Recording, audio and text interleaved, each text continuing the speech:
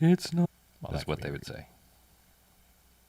Are we? Are we? I don't know why I'm doing Doctor Strange fingers. I But don't, you're making the thing Yeah. with the stuff. for the hoary horns of what is it? Horn of Gondor? The hoary horns of Hogarth. Yeah. I don't know. Hogarth, Hobart Yeah, College. not Hobart, but that's the. Hobart Mixer. College. Well, also Hogarth is the character from Jessica Jones. But We're online. I've confirmed it. Oh, Nice. shit. Welcome to the internet. all right, now I'm gonna go Get a beverage. Hey, Steve's already here.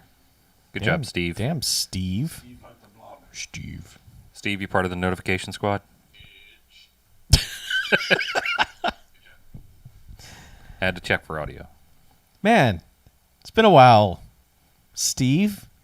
Like a bird? You must have graduated college by now. Steve, like the bird, I want to fly away. He's a grandfather now. Yeah.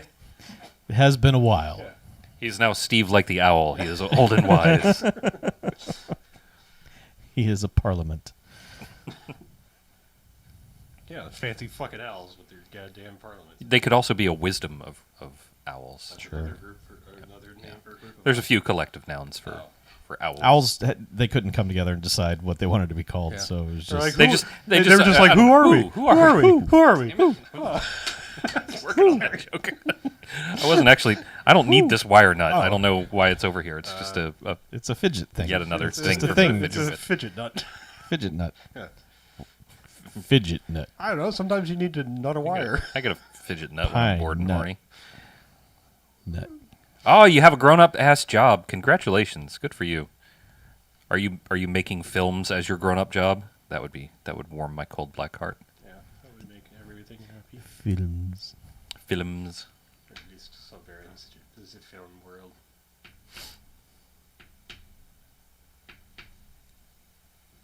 It's so wild watching Steve grow up. It's really been weird. It makes me feel like We've just been sitting an here. ancient man. I think what it feels weird about it is that we're watching people grow up and I'm not. Yeah, we're all staying the I mean, same I'm getting age. old, but I'm getting old. I'm just not growing up. There's a big difference. Speak for yourself. I'm going to live forever. Not with that big old basketball heart. Oh, that reminds me. Yeah. Take my stay alive forever drug time. Ooh, video and equipment inspector. Wow. Inspector video equipment. Inspector Steve. Hello. General Electric, sir.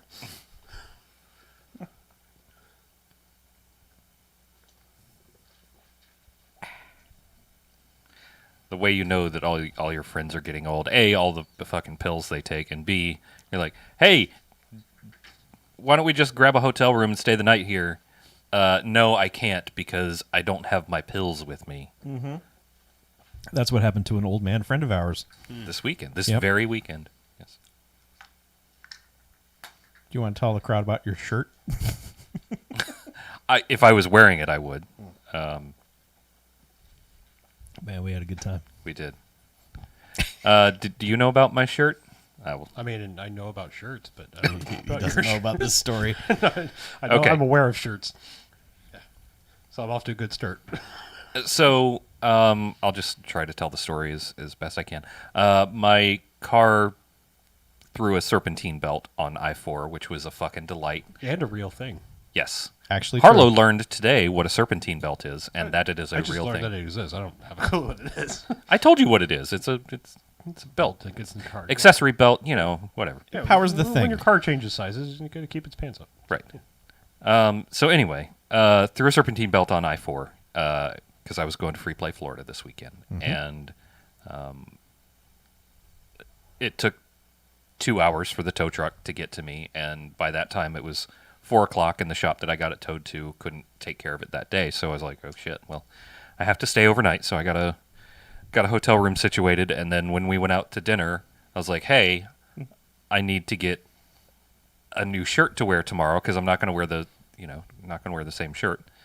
And so we went to the Wizard gift shop. We went to the we went to the Wizard gift shop. Thank you. I'm now invested in the story. Thank you. Yeah, if you're ever in Orlando, it's across from the Buried hurricane. the lead, but I'm invested in the Well, story I mean, now, yeah. you Oh know, no, I the had to lead have gets better. I had to have a surprise.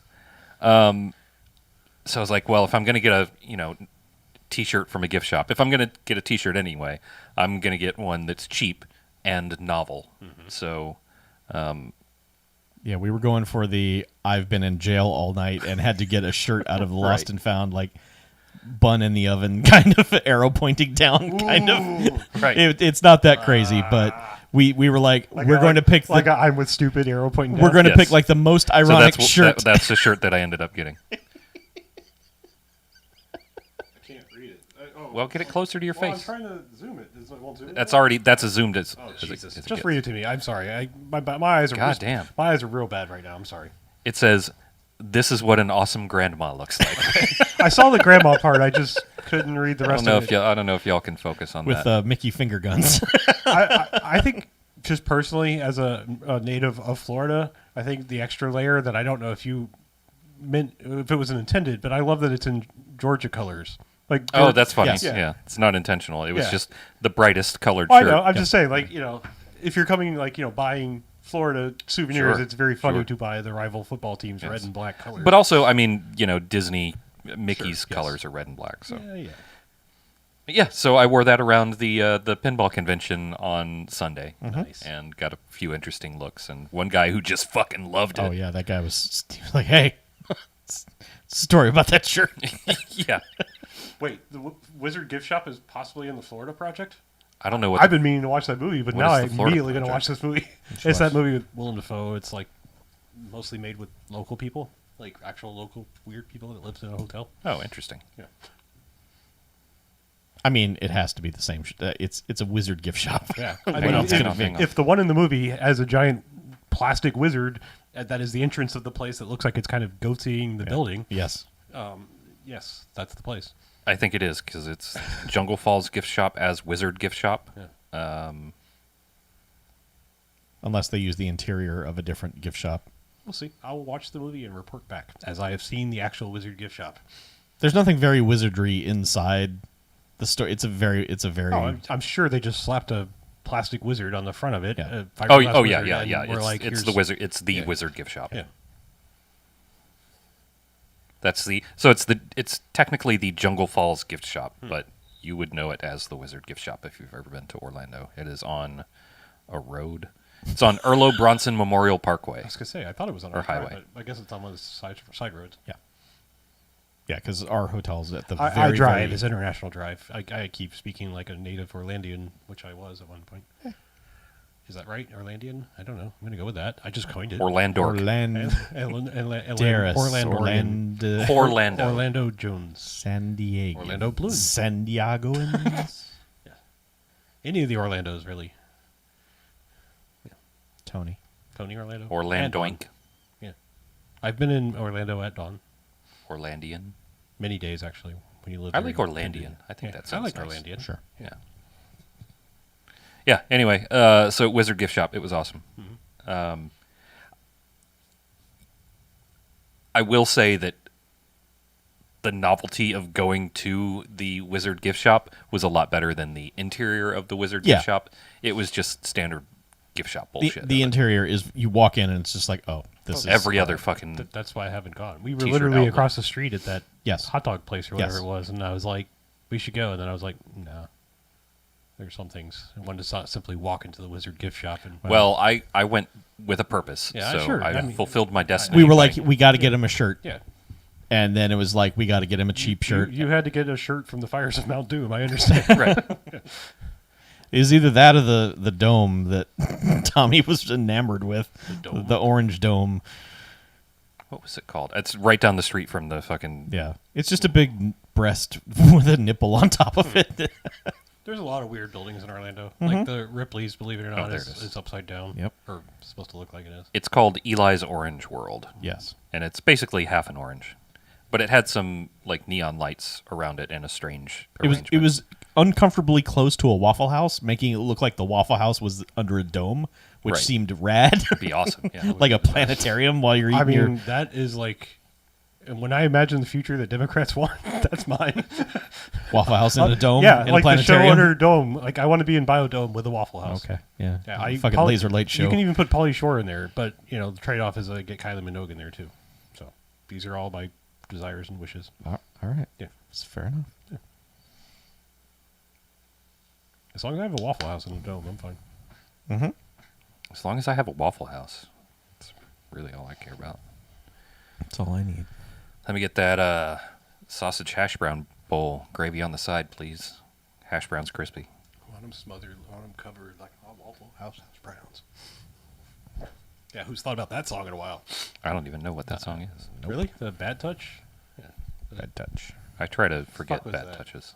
Bloodhound Gang. Bloodhound Gang. Yeah, thank you. That thing that everyone liked for 6 weeks, and then no one liked it again, which is good. The Bloodhound because Gang? It all sucks. Yes.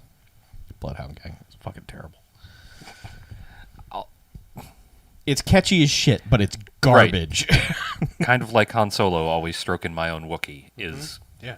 That's a great sign. There's a fucking lot of great lines in that. I'm Yeah. the root of all that's evil, but you can call me Cookie. But it's fucking embarrassing to listen to. A little bit. I mean, their hooks are good. The lyrics are ludicrous, It's a but little also in your face. But I mean, it was also in the era of like The Offspring, which was, like, did anyone ever like The Also Offspring stupid. non-ironically? Is hilarious to me. I mean, like, yeah. See, I mean, music opinions are funny if you state them vehemently enough. They sound like fact. I'm just saying you But- can't just be rolling down the street blasting the Bloodhound Gang. And you can't roll It's down a the street sex and crime. listen to fucking Offspring You and not can. look like you're a fucking idiot. No, 'Cause but you can. the guy It's not a sounds- sex come out crime. and play is pretty No, good. it's just the guy sounds like fucking Weird Al. I mean, it is like Weird Al joined a regular band. I swear to God. I'm okay with that Yeah. though.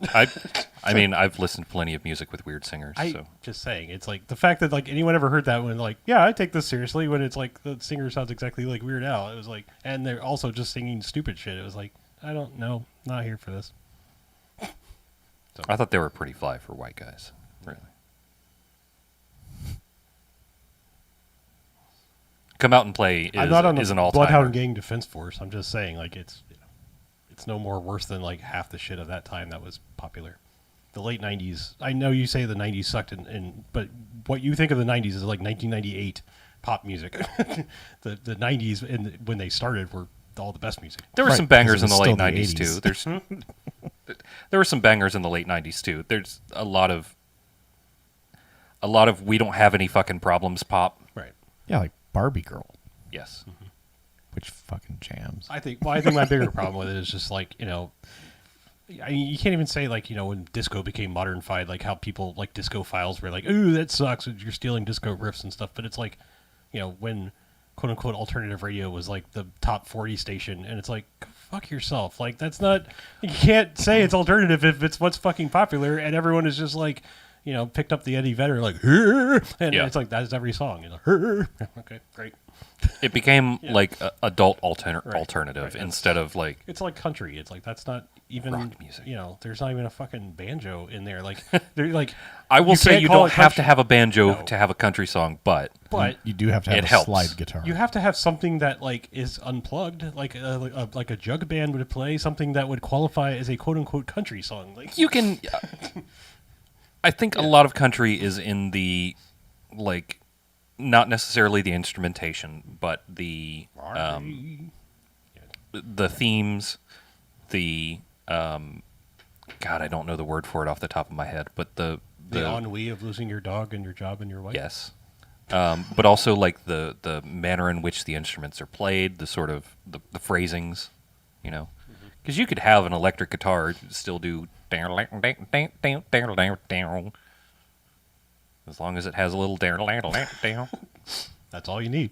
Yeah. Apparently, main ingredient, Yeah. not banjos, no not a slide guitar. I mean, you can do that with some banjos and slide guitars. you heard it here. It's the main ingredients. I mean, it's one of the most important ingredients. It's I know this is a really weird non-secular thing or secular. This is a really weird. I mean, I Are hate you to go reaching for this? outside the church or everything here, but no, it's just looking at this like it looks Banff like the Church. Guardians of the Galaxy cover, like the new video It kind game. of does. Yeah. Like all the color schemes and everything. I keep seeing this. I'm like, it makes me want to go play the Guardians game. Well, you should. I know. It's a good game. I'm just saying, it's all the same purpley pinks and everything. Purpley pinks. Purple, pink, pink, pink, damn. Non-secular. Yeah.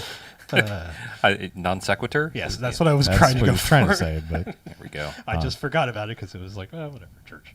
We'll all get there in the end. it's just mind-boggling. I hate putting my minds in bottles. What about for intensive purposes? No, stop it. All right. It's like this. We're all intense with porpoises.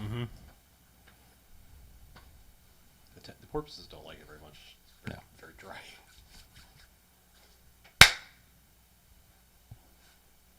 All right, welcome to the BMFcast. Hey, BMFcast. BMFcast. Episode 528. Holy shit! My- The numbers keep going up.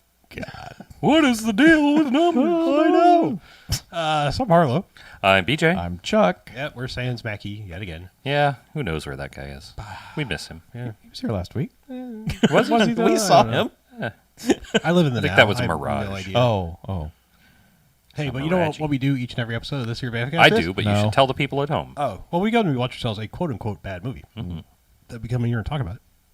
Then they get ratings. Good bad movies, enjoyable bad movies. They get 1 to 5 jocks and robot jocks. Robot job. We really like Robot Jocks. If you haven't seen it, you should watch it. Yes, that is a scale for goodness. However, there's a scale for badness. There They is. get a negative sliding scale. 1 to 5 bags, as in giant bags of trash, Yes, in which they belong. correct. A boo. Yeah. I like the monkey. We are covering The Blob, the remake of The Blob. It's Art LaFleur Memorial Week Yes. here at BMFcast headquarters. Maybe this episode goes up on a Thursday, and after you've eaten your Thanksgiving, you're going to feel like a blob because you ate too much. So here's a movie called The Blob. You'll be thankful that we are giving you an episode called The Blob. And we are also thankful for Art LaFleur. Right, that's the main thing that happened here. Was that longtime character actor Art LaFleur passed away, and This was the role we decided to pick for. Of all the memorable things and places he's been, Babe well- Ruth in the Sandlot, and Well, we're not going to watch the fucking Sandlot. yeah, no, we're not Field of Dreams or Sandlotting this thing. I'm just saying, amongst all of his many story appearances, where you can say like, "Hey, that guy," Yes, This is one of them. yeah. this is one of them. You might remember him from such Bamcast movies as Trancers, Zone Troopers, Cobra, Keaton Scop, and Death Warrant. Was Trancers the one about the dog? Smart dog? Yes. No, that's Watchers. That's Watchers. That's No, right. yeah. Watchers. I was like Watchers. Corey Haim. I was like, Yes, yeah, and Michael Trencher, Ironside. Trancers is Helen Hunt and that guy Tim Thomas. Tim Thomerson. Ooh, Tim Thomerson. Yeah, Tim Thomerson. he's a bounty hunter from. He's a space cop, and he comes back in time at Christmas, and Ah, yeah. Chris- Yeah. yeah. That's And with he all the accosts Christmas Helen movies. Hunt and takes her around. Yeah. Then she keeps coming back for sequels for some strange reason. Kinda. So, It's weird. Okay. in addition to this being an Art LaFleur movie, Yes. and we are giving thanks, this is also, since Thanksgiving will be over by the time you hear this, this is a Christmas movie. So happy Christmas, everyone. Sure. Merry holidays. Feliz Navidad. The season has begun. Anyway, Prospero Or año y Feliz Navi felicidad. Mom, whichever you prefer. I mean, Whichever. We're not here to tell you what to do. no. I'm not your Feliz Navidad. This is a remake of the 1958 film called The Blob, Oh, wow. starring Steve McQueen. This does not star Steve McQueen. It stars Kevin Dillon. All right. Not even Matt Dillon. Nope. Matt Dillon was busy Yeah. making The Flamingo Kid or whatever the hell Matt Dillon was making in 1988. Anyway, Kevin Dillon. He's the star. This also does not star Chad McQueen. No. Turned the role down. He was offered the role He was specifically turned it down because for stupid reasons. it was because his dad was involved with it. He's like, I don't want to do anything involved with my dad. Can you fucking imagine if you're Chad McQueen turning anything down? I don't know. Maybe he still had Steve McQueen bucks.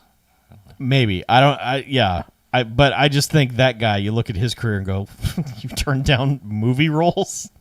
Idiot. I mean, look, I not that it's like I was born with some legacy that I've got to uphold of a parent you or are something not. like that. Okay. But I've got to try to understand, like, I mean, nepotism is bad in some ways. Nepotism is not bad in other ways. Like, there's no reason not to take advantage.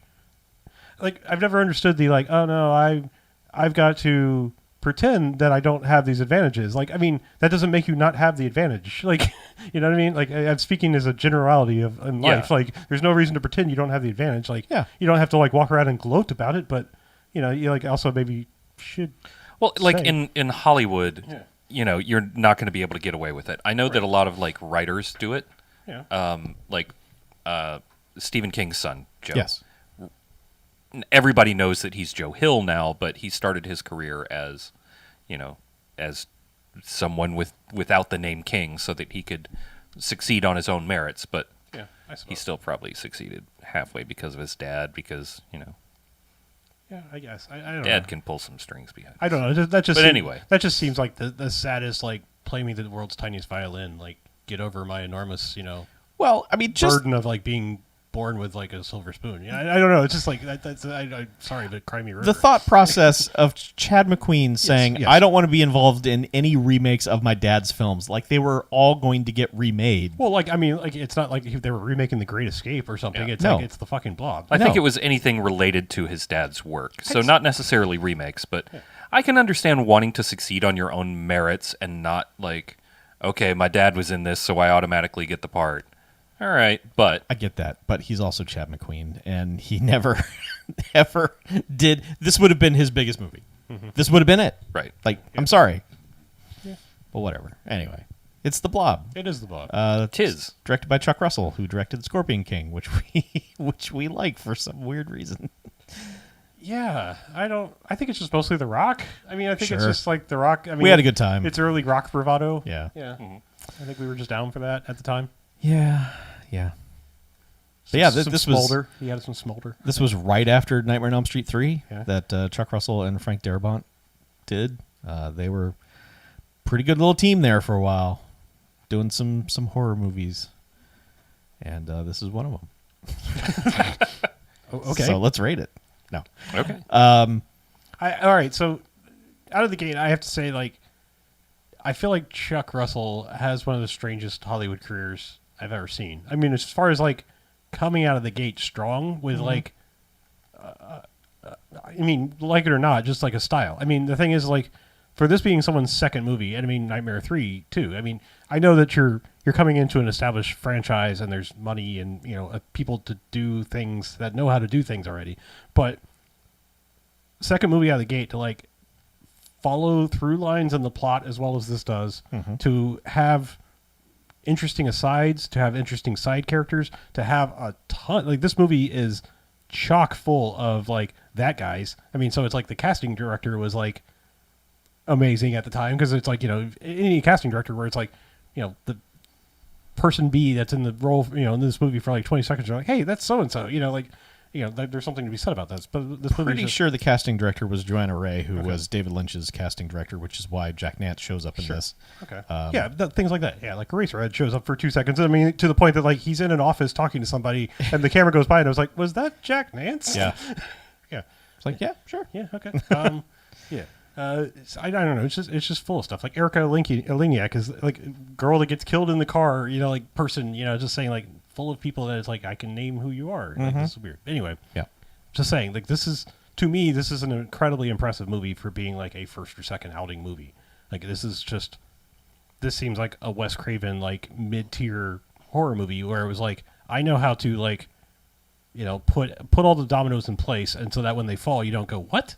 You know, I mean, Wes Craven, the problem is, like, somewhere along the way he forgot that. Like, Yeah. you know, and so did John Carpenter and a bunch of other people. But it's like, you know, in these early years, like, that's what's so impressive. Like, the Thing and this and stuff like this is just like looking at all the pieces and how they eventually fall together. And Well, it's like, damn, that's This movie has two responsibilities. One is to either follow or tweak the stuff from the original film, which it does, and the other is to pay off a bunch of the things that it sets up.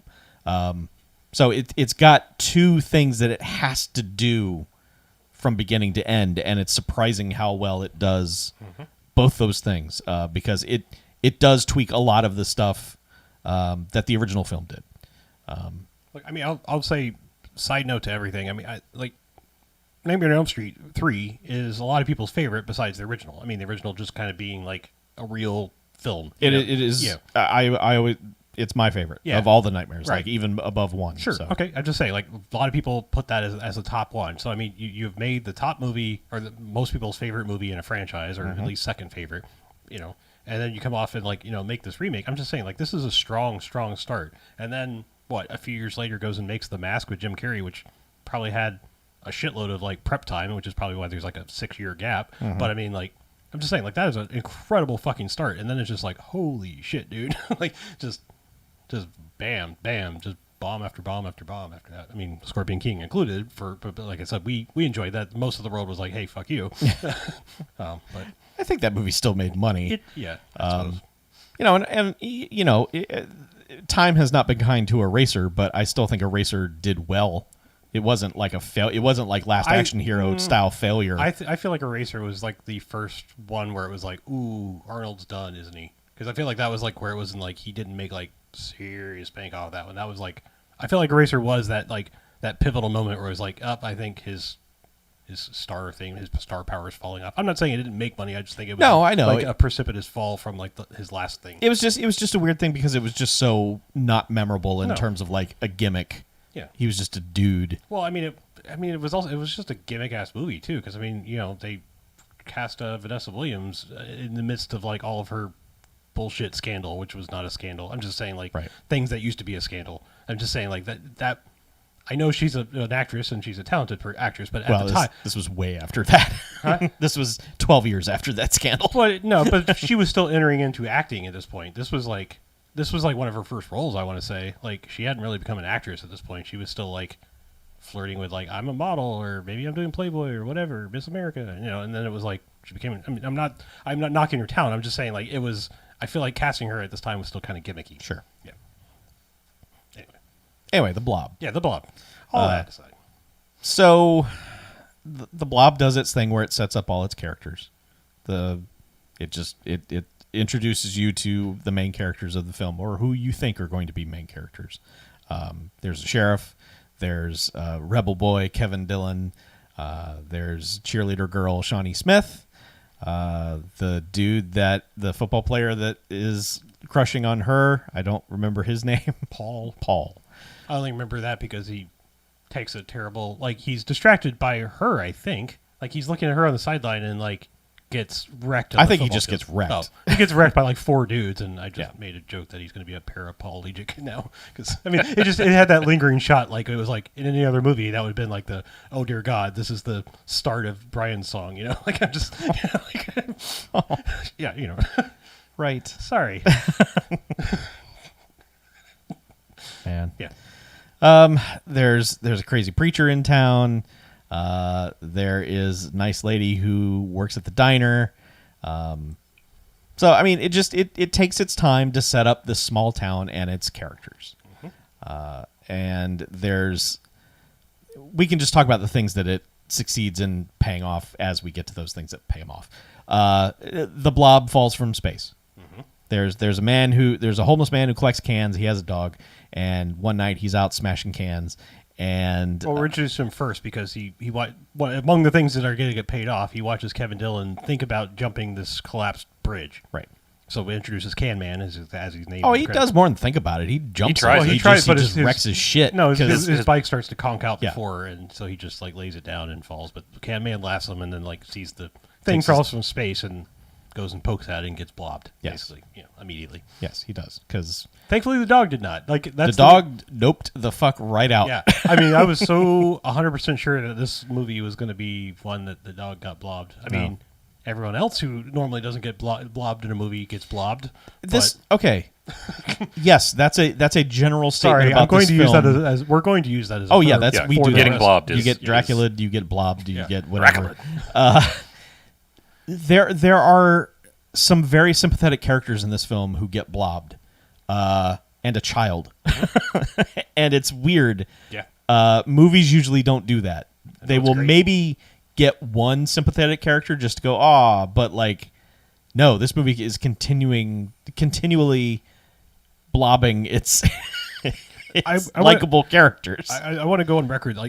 I think it's I laugh like whenever the dogs or the kids get killed in movies, not because I'm like sadistic and I'm like, haha, fuck kids and dogs and all the cute things in the world, but I'm saying like I think there's a fine line because I think it's fascinating in like Aliens for AVP Requiem. I don't want to say the whole fucking title, and other things where it's like kids get murdered and like shit, like Lost World where the dog gets eaten. Sorry for all the random spoilers, but just saying like stuff like that is funny to me.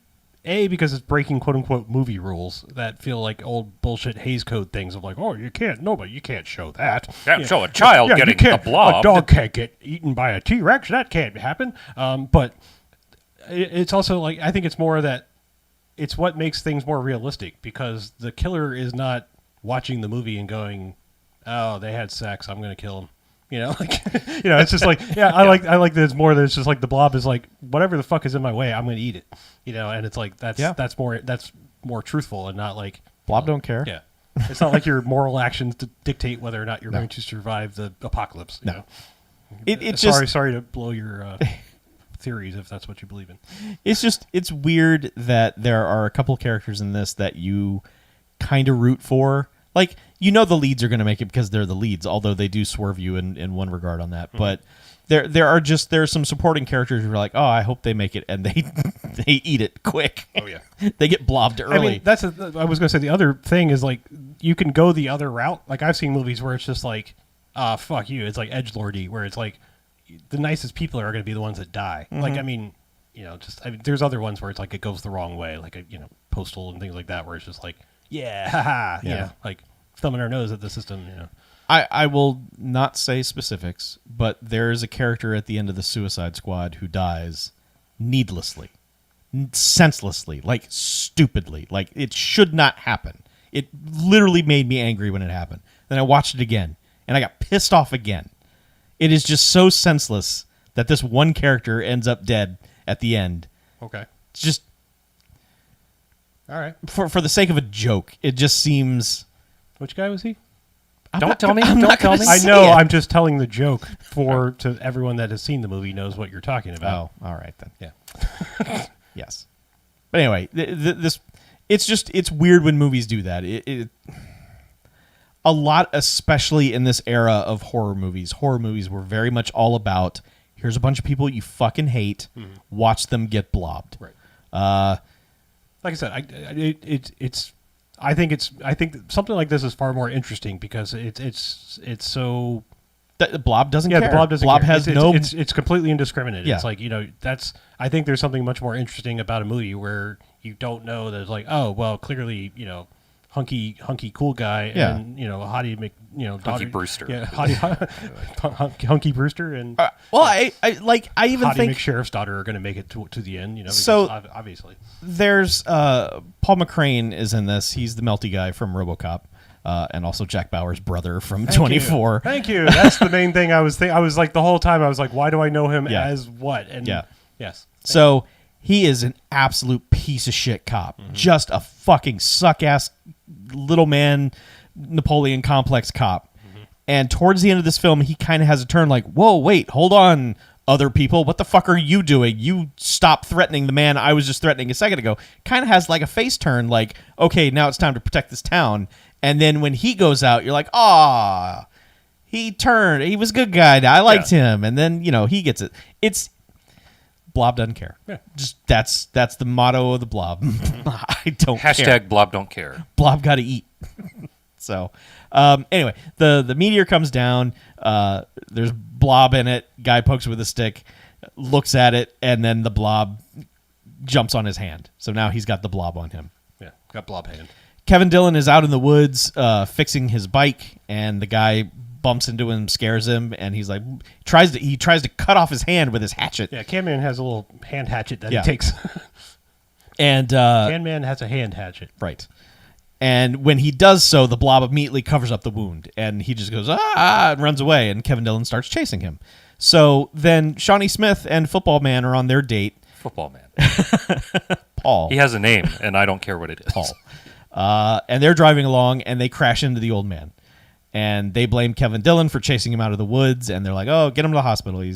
We hit him with his car, and also he's got a blob on his hands." So, and there's a bunch of 80s like, "Oh, does he have insurance?" That's when they get to the. I don't even know if it's a hospital. I feel like they just It's went to just a a doctor's office. office. Yeah, Yeah, it's literally. But It's like- that's all this it's like town a has. 24-hour doctor's office, Yeah. I guess. Yeah. Run by Jack Nance. And they just literally put this man in the corner. They just put him in the corner of a room. I mean, pretty damning indictment of the American healthcare system, both now and in the 80s. No, but nobody puts Can Man in a corner. well, they did under a heat lamp, and he gets completely blobbed. Oh no, he only gets blobbed from the half down.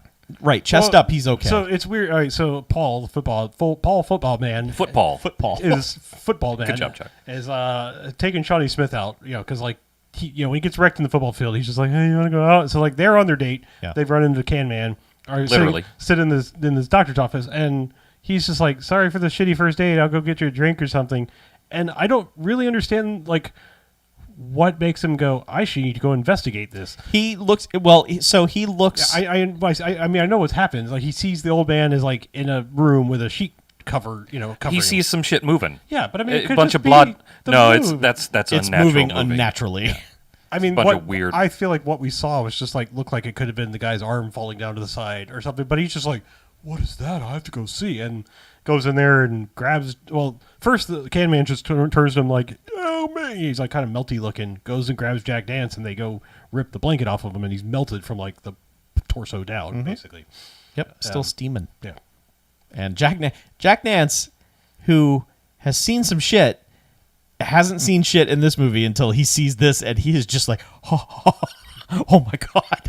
Yeah, Nurse. Yeah, he just goes over and hits the intercom. He's like, "Nurse," like, and then we don't see Jack Nance. I don't think ever again. Do No, we? he doesn't. We don't know what happens to him. Yeah, but the thing is, like, this movie kind of. I mean, granted, we're 15 minutes in, maybe at this point. Oh, It's more than that. Maybe more than that. Okay. Yeah, it's 15 minutes before the blob even shows up. Okay, but I mean, we're not super far into the movie, but like, We're still in the first act. yeah, we're still in the first act. But like, this does the psycho trick. Like, Paul gets blobbed like right away, and like, Yeah, he goes into the doctor's office to call the police, and the blob is behind the door and shuts the door Yeah. and blobs him. Yeah, I mean, Yoke. now it's not a Janet Leigh like, "Oh my god, the big star just got killed." No. but I mean, it's like at this time you didn't know who Kevin Dillon was, and it's not like the casting listing would be like, "Oh well, I know who's going to survive because they were listed first." But Right. I'm just saying, like you see this guy in the Letterman jacket, you're like, "Oh, this is the guy we're following, right?" Yeah, and He seems like yeah. the lead. and he gets blobbed. He does, yeah.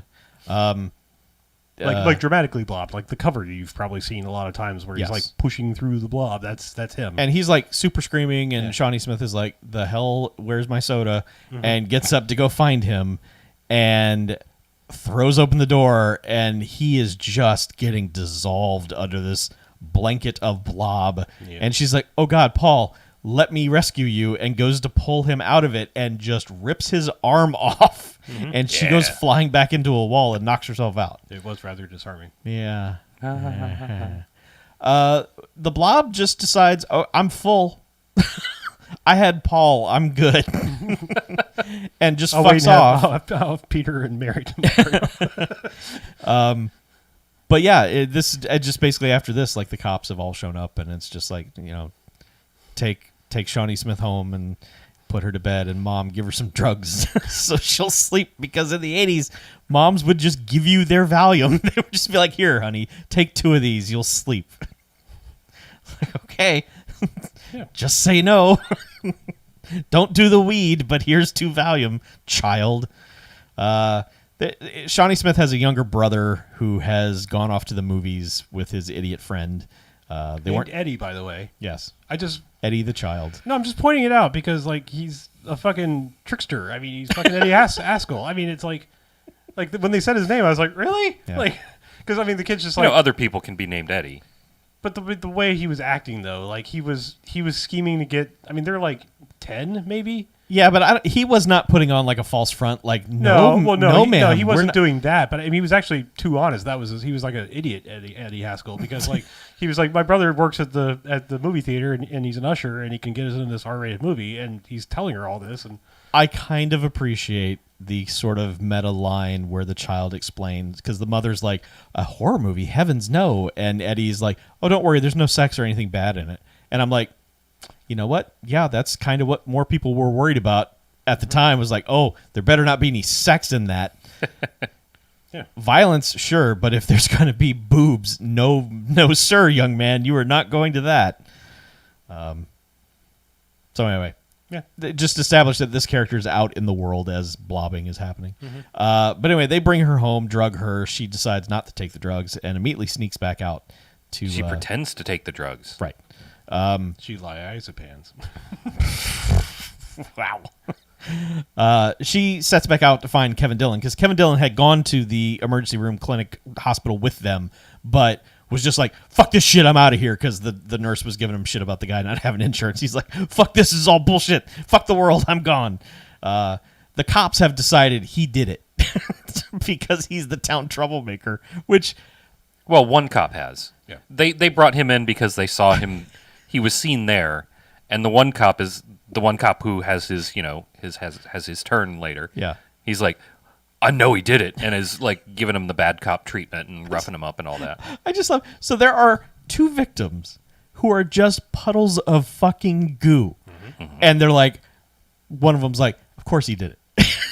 Of course this almost adult turned these people into goo, and no one saw it. Sure. Then thankfully the sheriff, who's just like, no, there's no blood on him. There's no evidence that he did this. It doesn't make any sense. He doesn't have a motive. No, he didn't do this. Let him go.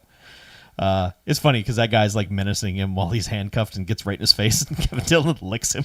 Okay, so I want to back up because like I made a crack like, oh, you couldn't even get Matt Dillon, you got Kevin Dillon. It's just a joke. I mean, that's just a simple. Kevin Dillon's fine. Yeah, I mean, He's I'm totally saying like he's an acceptable brother substitute. It's like it's I mean, I'm just saying like it's. I think it's a better. It's a closer brother upgrade than like a Liam to a Chris. I'm just saying like I would take this. I hate Chris's. I'm just saying Liam Hemsworth sucks. Chris Hemsworth's awesome. Okay. Whatever. People probably like Liam Hemsworth. I think too. Liam's fine. He's fine. He's whatever. fine. He has things. It's I'm more just saying like there's more like deterioration in the Baldwin this is more DNA like gene pool, where you just like you get to fucking whichever the Biodome one. yeah Steven, where it's just like, man, fuck you. I'm saying this is a little closer to like Alec to William, whichever Sure. the pretty one that was in Backdraft. Yeah, the pretty one. Whatever, you know what I'm saying? Like not I the do. looking one. Yes. Yeah. Billy Baldwin. I'm just saying this is a little closer than the Hemsworth line. Yes. He's fine. Kevin Dillon's I'm saying like he is actually doing. He's going kind of above and beyond in this movie a little bit. I mean, he's mildly Ryan Reynoldsing before there was Ryan Reynoldsing. Like he's kind of meta commenting on things as they're happening in like a way that somebody of his stature probably shouldn't. He has some jokes. Yeah, I was they just do saying. not feel shticky. Not they shticky, don't that's what I feel mean. like It's weird because it's like man, that is like all the clever shit one wants to say that you can never think of at the time, but he's not selling it like like some people deliver some Joss Whedon lines Right. where it's like I can't read this like I just came up with it. Some people just don't deliver good scripted lines like that well. Yeah. I mean it's like some people are just like make it feel pretty natural, and he's doing a real good job. And yes, the guy's like, I'm in your face. What you gonna do now? And just basically kind of gives him Catwoman like up the face. Yes. Yeah. and that guy's gonna beat his ass, but the sheriff's just like, hey, knock it off. Yeah. So anyway, they let him go. Meanwhile, out in the woods, Paul's football buddy is trying to put the moves on Erica Laniak by basically getting her drunk with a lot of alcohol. You could say she was under siege from his wiles. You could, yes. Yes. She's like, no, I don't want to. And he's like, but I gave you my ring. You're my girl. And she's like, okay, more drink. So- Anyway, baby, let me make you one of my special colas again. You haven't had enough of them. Right. One more cola for you. And he goes to his trunk, and I'm like, why is he going to his trunk for a special cola? Like, this girl is going to get Rohypnol in her drink. Uh-huh. No. He opens up his trunk, and it's like it's a trunk bar. Mm-hmm. And like several bottles of liquor and a cigar box with like 35 class rings in it, all on little chains. But it's also all sitting on like Velvet? the crushed velvet though. Yeah, like, crushed velvet. Yeah. Like, but it like opens up almost like a like a suitcase. I'm trying to think. like It reminds me of like the Brian Fantana's clone collection. Yeah. I mean, just like push a button and Yes. it's like, you know, yes. like, It has like look, a it's Nerf Sex basketball hoop in it, Yeah. and like he prepares the drinks, and he has a little cordless blender. He's got a like a mixer. single tong or whatever blender single beater, cordless. Yeah. Yeah. Yeah. He's just beating these drinks I want to inside say the plastic I cups. want to point out his special cocktail is vodka and Hawaiian punch. By the way, Yeah. because like Was it Hawaiian punch? I yeah, thought it was just a shitload of grenadine. No, he had a big fucking can of Hawaiian punch, like the Yeah. old school can. I think. Yeah, the Nice. kind you punch Yeah. 2 holes in to get it out. Yeah, that was like the centerpiece of all the liquor was a big fucking Hawaiian punch can. Yeah. Yeah. I mean, look, he's a terrible person. Like, what he's doing is bad. But this is hilarious. And for like a 17-year-old dude, this is a hell of a lot of effort. Yeah, It is an amazing. This had to have been passed down like through the Like his generations. older brother gave him Someone this gave car, because yeah. you can't. A 17-year-old just does not have the wherewithal to put this fucking thing together. I do This not. rape trunk of just. It's called a runk. I mean, it's terrible. It is terrible. But we were like, admire that. Good job, guy. I think I was I was admiring more of the Ferris Bueller-ness of it. Of just like, man, this kid's got it together. Like, you know, maybe what he's doing isn't for the greater good. No, it is not. But it is absolutely not. I like a person with a plan. You know, like if nothing else. Don't get us wrong. This character's a piece of shit. But as far as piece of shits go, this guy has a plan. So anyway, while he's doing all that shit, the Blob comes into the car and basically enters Erica Laniak. It blobs Erica Laniak. So she looks like she's passed out. He comes back in and is like, time for more drinky poo, and she's not responding. And he's like, all right, don't need that. And then he's like, so, blouse, huh? Well, he goes through this whole routine like he knows there's an audience and he needs to set up a defense. He's just basically like, so it's hot, isn't it? Okay, well, let me just pop one of these buttons here. Does that feel... That does feel better, doesn't it? Let me pop one more button. Okay. Well, see, if he had the conversation, he can pass a lie detector test that he was having a conversation. I don't Okay, know. I'm sure. fucking. It just very is very weird. strange. But then he just reaches in Yeah. and gets fucking blobbed. Yeah, he gets bloobed. Her face, yes, her face like sucks into itself because all her innards are now just blob, and then he gets blobbed. So, I just wanted to talk about this specific dude because Sure. he had a game going. Well, there's also like our introduction to Art LaFleur, since this is. No, I don't want to. I want to save the Art Floor story for the end. Okay. Just because All right. it's just a fun joke and it doesn't have All right. anything to do with the movie. Sure. We'll get to the end. And Okay. we'll tell the All Art right. LaFleur story. So there's the lady who works at the diner, yeah. and she and the sheriff are kind of sweet on each other, but they were going to go out after she got off work. The sheriff is now hunting for the killer that has turned people into goo, so he's busy, and that won't happen. Kevin, it's also strange how there are a lot of victims in this movie that no one finds. Like, no one finds that dude and Erica Laniak in the woods. Like, they're just No, they get blobbed, gone. and the blob absorbs them. Yeah, but It seems like, I mean, it's at least from the description of what happens sort of throughout the movie, like the blob disintegrates them Yes. and integrates them into itself. Yes, so it's how it grows. It's growing in size. yeah, Yeah, I think it's just some weird form of eating. You know, like yeah. and you do see the blob leave the scene and go into the sewer with the ring on a chain still not digested, floating Right. around in the blobbiness. Yeah, I was gonna say. I think that's the main thing. Is like they, without it being, it's not like it's the killer in the blob. In this case, is intention, but like there seemed to be that fascination in the '80s where it was like the killers need to take pride in their kills, where it was like Freddy Krueger and Jason have to be like step back and be like, oh fuck, I killed that guy in a sleeping bag, man. Right. I just beat him against the tree. That's pretty cool. Yeah. But like I feel like the reemergence of the victims is almost more like similar to that, but it's almost like punctuated jokes or timing things. Like you get the ring and the blob as he's consumed that guy. I mean, we can go and talk about it, but the sheriff, like at this point, like the blob's basically starting its free for all. Like at first it was just like stealth blobbing a couple people, and no one. It was like that shark of like the Jaws thing of like, I don't think there's really a shark out there, is there? You're just crazy. And then pretty soon you can't fucking deny it. It's like everyone's getting blobbed. But Right. when the sheriff gets blobbed and the waitress / owner or whatever she is. She seems to do everything there. We don't I know who the owner is. Yeah. She just She just manages seems to the do place. everything there. I Yeah. don't know. But Well, so like Shawnee Smith snuck out and got Kevin Dillon, and she was like, "Nobody believes me," and he's like, "I didn't see anything. I left before anyone got blobbed. I don't know what you're talking about." So they go to the diner, and she's like, "We're closed. Here, have a sandwich."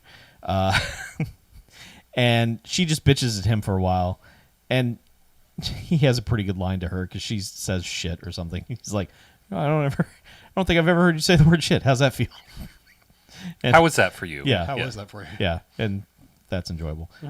So it's basically this lady and just, I don't know, the guy who works there, and the sink is clogged in the back of the diner. And she's like, the sink is clogged. Riveting. See, this is what I was talking about. It's a really tightly written script. Yes. And he's like, I'll do it.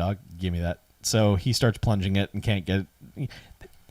Every instance of the blob from this point on, you're like, is going to be the blob because it's called the blob. It blocks water. It blocks air. Yeah. It blocks. It just gets into Yeah. your Blocks. utilities and blocks things. Blops. Back with more of those blob blocking beats.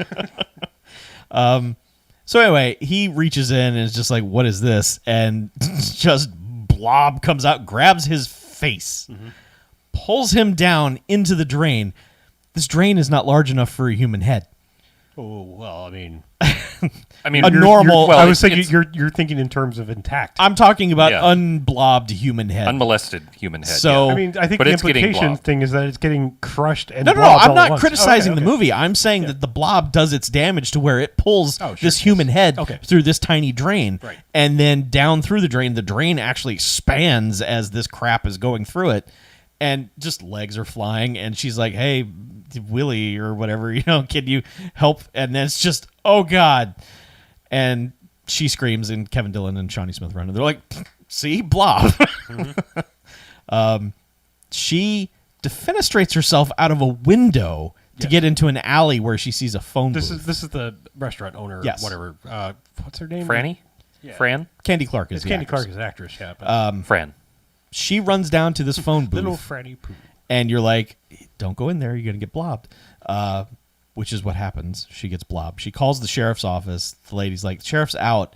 And as the blob is dripping down over the phone booth, you see the remains of the sheriff. Yeah, that's what I'm saying. It's like, as she barely has the connection made to Doris, the station lady or whatever. Yeah. And it's like, where's the sheriff? Last time I was heading towards the diner, and then it's just like blob. There's the sheriff. Yep. So you see the badge and Yep. it's like blobbed up face, and she screams, and then Blob comes through the booth basically. Okay.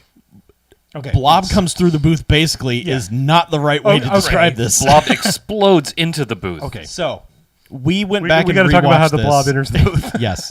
So there is an overhead shot of this phone booth with the actress in it flailing around.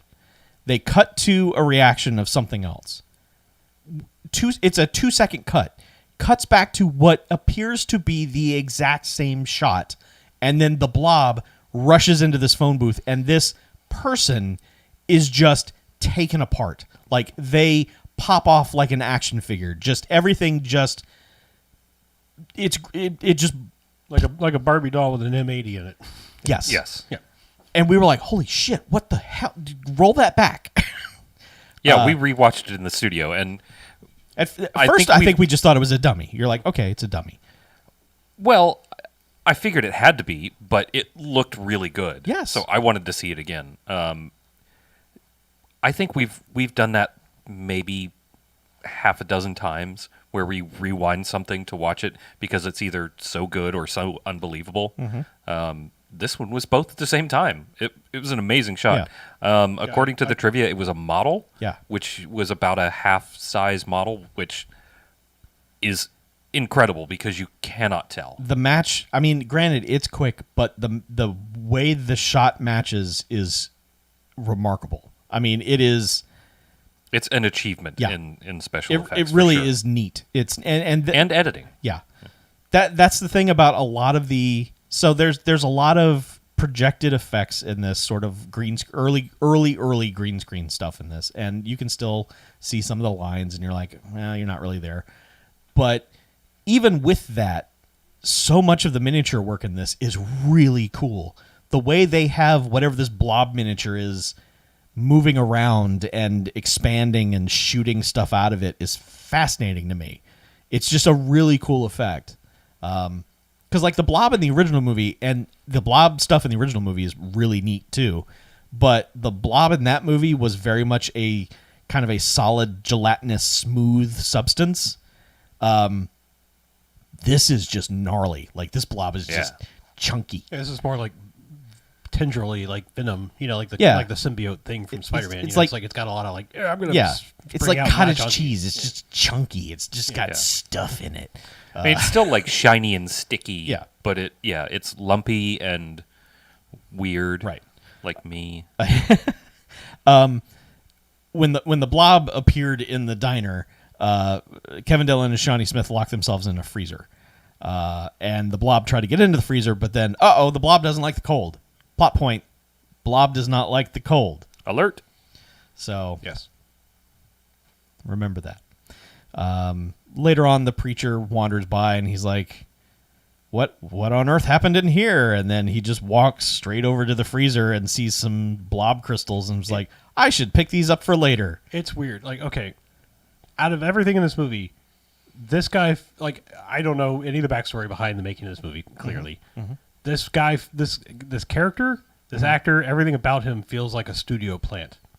Like, I feel like nobody making the movie wanted this guy in the movie, and the studio was like, no, this character, because like he'll say apocalyptic shit, and then he's going to set up a sequel, because that's all this fucker is there for. He's sequel hook, man. Yeah. That's really all he's there for. He only really interacts with one character in one scene, and then everything else is just him by himself doing sequel hook things. It's stupid.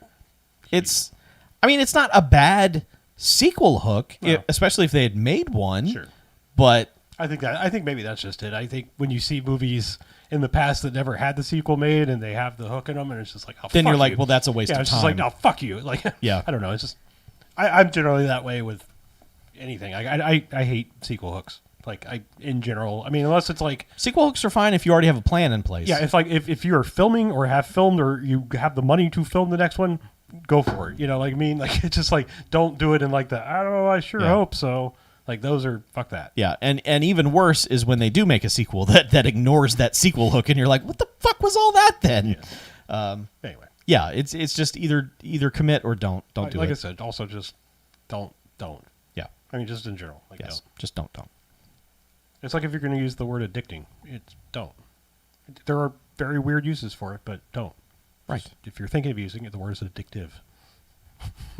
Makes sense. The government shows up at a certain point because the twist in this film is that the Blob is man-made. In the original film, the Blob was from space. It was just a thing from space. Well, No, it was the Blob from space. The thing from space likes the cold. We've established this. The Blob does not like the cold. The thing likes does not like the cold. Right. No, the thing likes the cold. Blob does not like the cold. Correct. And the Predator likes the heat. Yes. But also the Blob does too. Blob likes the heat. Yeah. Correct. Blob and Predator adventures.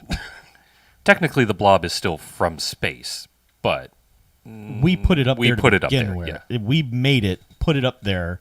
The Blob was like, "No, thank you. I'm coming home." No, hold on. Wait a second. I gotta understand. I'm coming home. Let's say two astronauts on Earth fuck, and one of them gets pregnant, and then they go to space and have the baby in space. Is the baby from space? Baby is from space. Space baby. Those are like the rules. Like, it's like if a baby's born in America, it's American. Okay, so it's like because we international claim waters. babies, Yeah, international waters. It's once you are taking your own breaths, that's where you are from. Yes. Okay. Yes. All right. So I'm just trying to check. Yeah. So. Also, like if it's an American spacecraft, that is technically the property of the American soil. Fucking castle. Well, no. Law me That's here. not American soil. No, it's space's soil. Now, American law still. There's no soil there to be American. Oh, I bet Look, there's I don't soil. know anything about space law. I know a lot about space law, bird law, obviously. and birds don't like space. And also, they're fake. Yeah. They're charging on those power lines. You know why they don't like space? Is because they can't fucking get there. That's true. Yeah, they're mad. Mm-hmm. They try. Mad birds or angry birds. In fact. Yes. That's why they invented all those slingshots. Yeah, but then there was Angry Bird Space. I'm so confused. That is a complete fabrication. Yeah, that that's one is true. fiction. Yeah. The rest are That was sequel hook, and they just ignored all the other Angry Birds. Yeah. that one was fiction. The rest of them were based on actual events. Yeah, just like the Blob. Correct. Yeah. So the Blob. Anyway, is, the Blob is from space. Yes, the Blob is American and he's from space.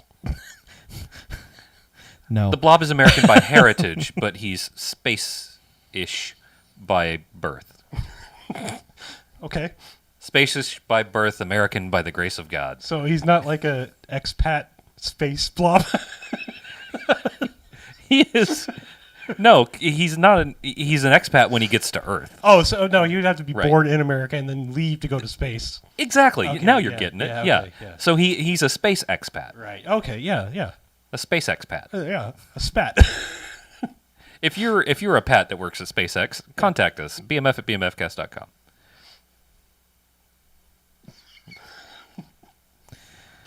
So Yeah, we cleared that all up. we made the Thanks, Blob. Elon Musk.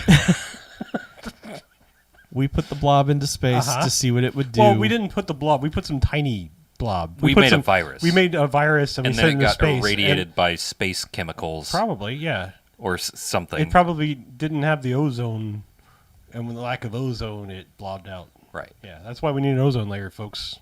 Right. It turned into a viral plasmid or something that one guy said before he probably got blobbed. I think all those guys got blobbed. I'm pretty sure everybody got blobbed. Anyway, the guys in white suits that are from the government are here to help. Right. The initial impression is that they are on this. They know what happened and they're here to stop it. This guy comes in and is like, hey, remember when the meteors hit the Earth and the dinosaurs all died pretty quick? He's like, It's like it's that. probably it probably sent a virus from space and we, killed them all. And it's like this, so I'm just, just checking to make sure. Yeah. And That's it's weird because so the first movie really didn't have people show up to help. But the Blob was very much from space. So you feel like the swerve in this is like, oh, okay, the government's here. They're going to blow shit up because that makes a more exciting movie in the 80s. But then you have the extra twist of surprise. We made it, and we're here to basically murder this town because we must protect the Blob at all costs. The real blob was the weapons we made along the way. Right, because again, like every fucking thing in the 80s that involves a monster that we made to fight fucking Russia, no one ever thinks anything through with this shit. It's like, we'll just unleash the Blob in Russia and it'll eat them all. And one guy's like, sir, it'll be too big. And they're like, shut up. Just shut up. You don't understand anything, do you, about global politics? And he's like, yeah, but it'll eat everything and be huge. And they're just like, shut up. I mean, they're not. I mean, it's not a wrong. I mean, it's not a wrong an analogy or an argument to be made because, like, I mean, did anyone really think about splitting the atom and making the hydrogen bomb? I mean, it's just like the fucking repercussions of that. I mean, I guess Oppenheimer did. He did have his little quote, but I'm just saying, like, I just say, like, that fucking changed the course of human history in a horrible, tragic way. This just continues for me, like the mindset of the company in the Aliens movies, where it's Sure. just like, what in the fuck? When are you gonna fucking learn? You can't train this thing to fight your enemies. It's gonna eat your fucking face. Well, I mean, if you need other examples of like you're doing the wrong thing, like how is anyone going to vote for you when they're all dead from not wearing masks or getting vaccinated? Yes. I mean, like Yes. things like this. It's just like like people don't think about the long term. I know. I'm repercussions just of what always they're doing. amazed. There's not someone in the planning stage who's like, yeah, but There usually is, and that person gets either fired or talked over. or put into the Blob tent. Right? It's I've like- been on the entirely too small of a scale to really register version of the situation, like implementing new processes, procedures, or systems at Here's work. why And you I'm shouldn't do this. this is going to be a bad thing. Yeah. This is going to ruin stuff. And they're like, no, don't worry, it'll be fine. Why are you always speaking up in meetings? We didn't ask you here for your opinion. We asked you here to agree with this. To say yes. Right. And then 6 months later, It blows things up. go wrong. Yeah. Yeah. So this kind of shit happens literally everywhere. Mm-hmm. And it only magnifies in scale when you get government involved. Right. But, I mean, they are so unprepared for this outcome, even though it seems like they are prepared for this outcome, that they have no idea how to stop it. Literally no idea. They don't know what its weakness is. They have no idea. They barely know what it is. Yeah. It's funny because it seems like they were going to toy with the idea that heat has actually made it bigger or stronger. I mean, it seems because there's a point late in the movie. I mean, I feel like we're jumping all over the plot of the movie, but when the government guys are finally like, "Fuck it, we got to blow this thing up," like there's no choice. They drop sack charges down in there, and like it just gets really angry and really big, and it's like they seem to insinuate that heat in some way makes it grow, but they don't really ever go all the way. Yeah, I mean, it's not like it's kind of treated like, oh no, the explosion just made it angry, because if you explode an organism that can tolerate it, or you try to blow up an organism that can tolerate it, they don't. Yeah, it might not be happy with that. Sorry, your mom blew up Ricky.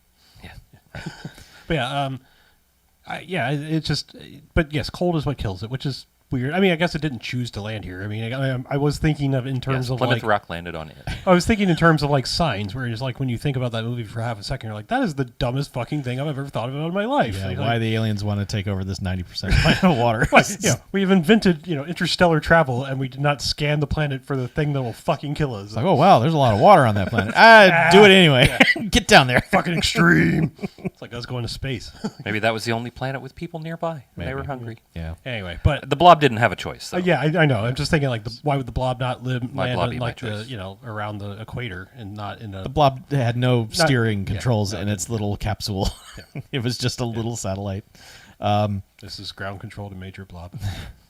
So Shawnee Smith and Kevin Dillon have been put into a government van to be taken to safety, and Kevin Dillon's like, nah, fuck this, I don't like this, I'm leaving, you coming with? And she's like, no, they're the government, they're here to help. And he's like, see you later, and jumps out of the back of this van. Mm-hmm. He used his magic ratchet set from earlier to escape. He has a ratchet that he's carrying around this whole time. So there's Kevin Dillon. Kevin Dillon is the one who finds out all that. He sneaks back and overhears them tell the conversation, and sees like they lift the satellite out of the ground and it's got an American flag on it. And they're like, oh, okay. And this is when he jumps over the thing that he couldn't jump over at the beginning, because they start chasing him with helicopters and 4x4s and machine guns. And this is a crazy amount of stunt for something that ultimately doesn't matter in the slightest, that he makes this little jump. Because like with the 4x4 just goes off the side of this ravine as the helicopter flies over. It's all really cool, and none of it really matters. It doesn't do anything. I mean, I think the other thing that's always funny to me in movies like this is it's like the government is shown to have all this tech and is like there within 30 minutes of this thing landing specifically in this place and all this stuff, and they're like, don't let that kid on a bike get away. Yeah. We'll never find him again. Right. It's like no, you know really? Exactly where he's going. He's going back to town. Yeah, I mean, it's fucking one kid on a bike. There's probably a highway. You have a helicopter. Yeah. Follow him. Well, they do. And he goes to the storm drain because he hears that that's where people are. Yeah, he basically overhears the dude in charge explain the entire thing of like, we were making weapons and it got crazy and crashed here, and we don't care if everyone in the town dies as long as we get our weapon back. Right. He hears all this, and that everyone in the town is expendable, and that Meg, is that her name? Meg? I don't know. Meg. I have no idea. I think that was her name. I don't know what her name is. Whatever. Meg. Yeah. Shawnee Smith. Shawnee Smith and her Meg, brother and his friend Eddie Haskell, whatever. We're all at the movie theaters, and like the kids at the movies. The Blob attacked the movie theater. We skipped that whole thing. The Blob attacked the movie theater. We'll get back in a second, but that he overheard that like some people escaped down in the sewers, and we're trying to contain the Blob down there, and if we can get the Blob, fucking kill the people. And he's like, this will not stand. Yes. So there's a pretty good fake out of it. At one point, the movie cuts to two people in the woods making out, and you're like, who the hell are these people? Like, is this just blob fodder? And it turns out it's the movie within the movie that the kids are watching, which is just this really bad slasher film. I mean, it's just a Friday 13th. I mean, it's literally a guy in a hockey mask again. I mean, to watch one of their line was like, but hockey season ended months ago. Swing, swing. It's really good. That's what I say. Like, even the dumb stuff inside the movie is pretty funny and stuff. The projectionist is like, boy, it's hot up here. Hold on. The projection. This is another one of the completely unnecessary but very funny jokes. There is a sex scene about to happen in the movie, and it cuts to the projectionist with a magazine in one hand, and it looks like he's jacking off behind the projector, but he's just got a fucking yo-yo in one hand. He's just reading a regular magazine. Right. I don't know. It's little dumb things in this movie that are like, that's funny. But again, this yo-yo is setting up a bit that's going to get paid off 30 seconds later. So So this guy is like, oh, the AC is off up here. Hey, boss, the AC's off. And he's like, no, it's not. And he just goes like, I'll find where the clog is. And he sticks his head in the ductwork and gets blobbed. Mm-hmm. So his manager comes up and he's like, hey, Earl, where are you? What the hell? And he walks into the room, and from the ceiling, the yo-yo falls down. And he's like, "Oh, you." Well, like yo-yo's dead, like not just falls, like on the string. Yes. Like, spin like. Yeah, the dog like right in he's like he's up on the ceiling yo-yoing, and he's just like He's like it's like a fake scare, but it's not, because then he looks up and he's just the blob, and the remains of that dude are in the ceiling, just blobbing around. And that guy gets blobbed, and then the blob is like, "I'm gonna eat everybody in this theater because they're here." Right. This is when it goes like full on nuts, like explodes. Yeah. Well, first it melts the film, and yes. Actually, what was the? God, I'm trying to remember. Like there was a good fake out, because like the film starts to melt, but like the guy, the dumbass that was talking through the whole movie gets yoinked up from the projection room first, because the kids are like snuck into the movie, and like this guy's just narrating the whole fucking thing behind him like he's seen it already, and he gets yoinked up into the projection booth after the kids have been like shushing him like 3 times. Yeah. And that the one kid sees it first, and then the film melts. Yes. And then because he gets like half a second lead of like, what the fuck, and then everybody else panics. Mm-hmm. Anyway, Shawnee Smith runs in because there's been she knows he's there, and she's there to get him. And it's just chaos, and they can't get out the front, so they have to go out the back. And they just end up trapped in an alley, which I'm amazed this town has like this alley where 3 businesses open up into it, but there's no way to get out of this alley. Yeah, like it's a weird feature to have a dead end alley in a small ass town. In a tiny ass town. It's like, who built this? That's dumb. But the blob's coming, and they're like, sewer, go. So they go down in the sewer, and like 10 seconds later, you're like, yeah, but the sewer grate has holes. It's just gonna and the blob just starts coming through the holes. Yeah, I mean the movie even addresses like you're like, they have holes on them. That's how you get the thing that pulls the lid up. Yeah. In it. You're like, plot hole. Never mind. Never mind.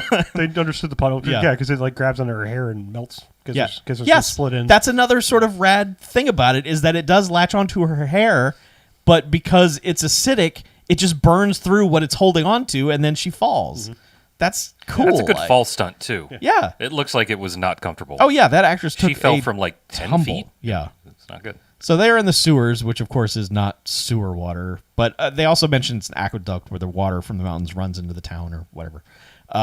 So anyway, this is kind of Aliens-ish as they kind of slink through here, and then obviously, well, there's a rat on a piece of like driftwood or something, and they're like, watch out for the rat. And then one of them was like, what rat? And then you see the blob, and it chases them, and they have there were 2 rats. There were actually rats on either side. Yeah, and there was one that was closer. Like they passed one. I'm just saying it was like an overly thought out visual gag, because they do show one rat is still on one of them, but remember when there's only one rat? It's basically what they remember. do. they show one rat is missing, and then the water bubbles up and it starts chasing them underwater. Yeah, but the government guys are also like down here in the sewers too, because like they run into. They know it's in the sewers, and they're like, if we cut off these 3 points, we've got it, and anyone in there is expendable. Yep. So they're in there, sharks in the water. They climb this pipe to get out, and the jerky kid Eddie gets blobbed. The blob just goes yoink, grabs him, and you're like, and she dives in after him. And you're like, okay, she's going to pull him out. This movie's not going to kill a kid. No, she pops up like I can't find him. And then the remains of this kid, still encased in blob, shoot out. The attack of Eddie Munster. Yeah. He's like, bah! And she's like, nope, sorry. You're gone. So they both climb this drain pipe to get out. And the kid gets through the sewer drain to get out.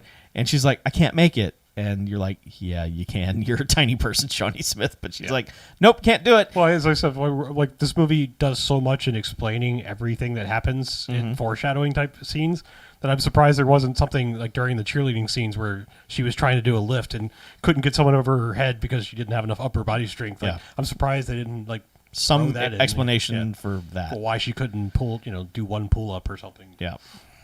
I mean, granted, that would be a hard ass pull up to do, to like not only pull yourself up but through a sewer grate. I mean, that is extremely difficult. Sure. But luckily, Kevin Dillon shows up just in time to be right at the right Pulls great. right up and it's just like, there's hey. there's another exit. There's like a slope. That's right. She Yeah.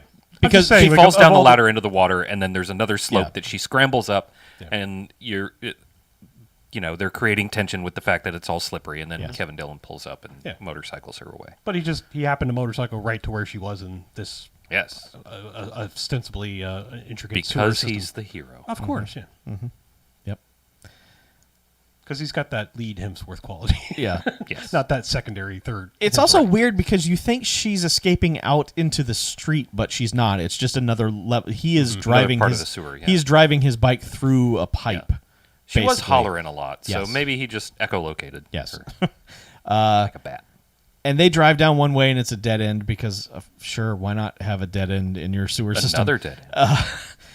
And then have to go back, but the blob is in the way. And this is now time for motorcycle stunts, and they just sort of drive up on the side of this pipe to get out. They do, yeah. They do not quite the the full pipe 360. No, car yeah, thing, they don't do. I mean, They're not evil Knieveling.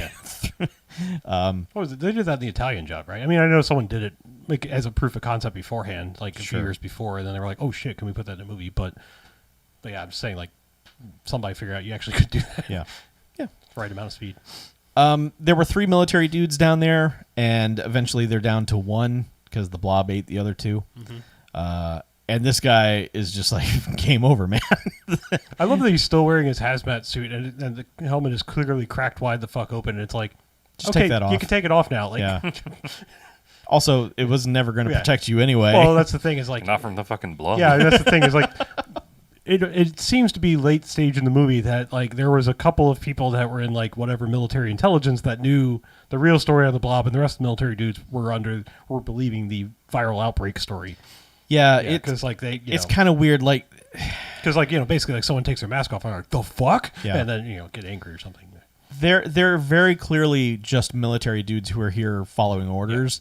And as soon as like the main orders are rescinded because the guy giving them is dead, they're just like, fuck this. We're going to blow shit up because that's what we do. Plan B for blow it the fuck up. Yeah. So they're going to try to get out another sewer drain. And the bad scientist guy's like, well, you're trapped down there with the blob, huh? Well, you're expendable. And, covers the manhole back up and parks a truck on top of it. Yeah, it basically gives them the Raiders. Like Yes.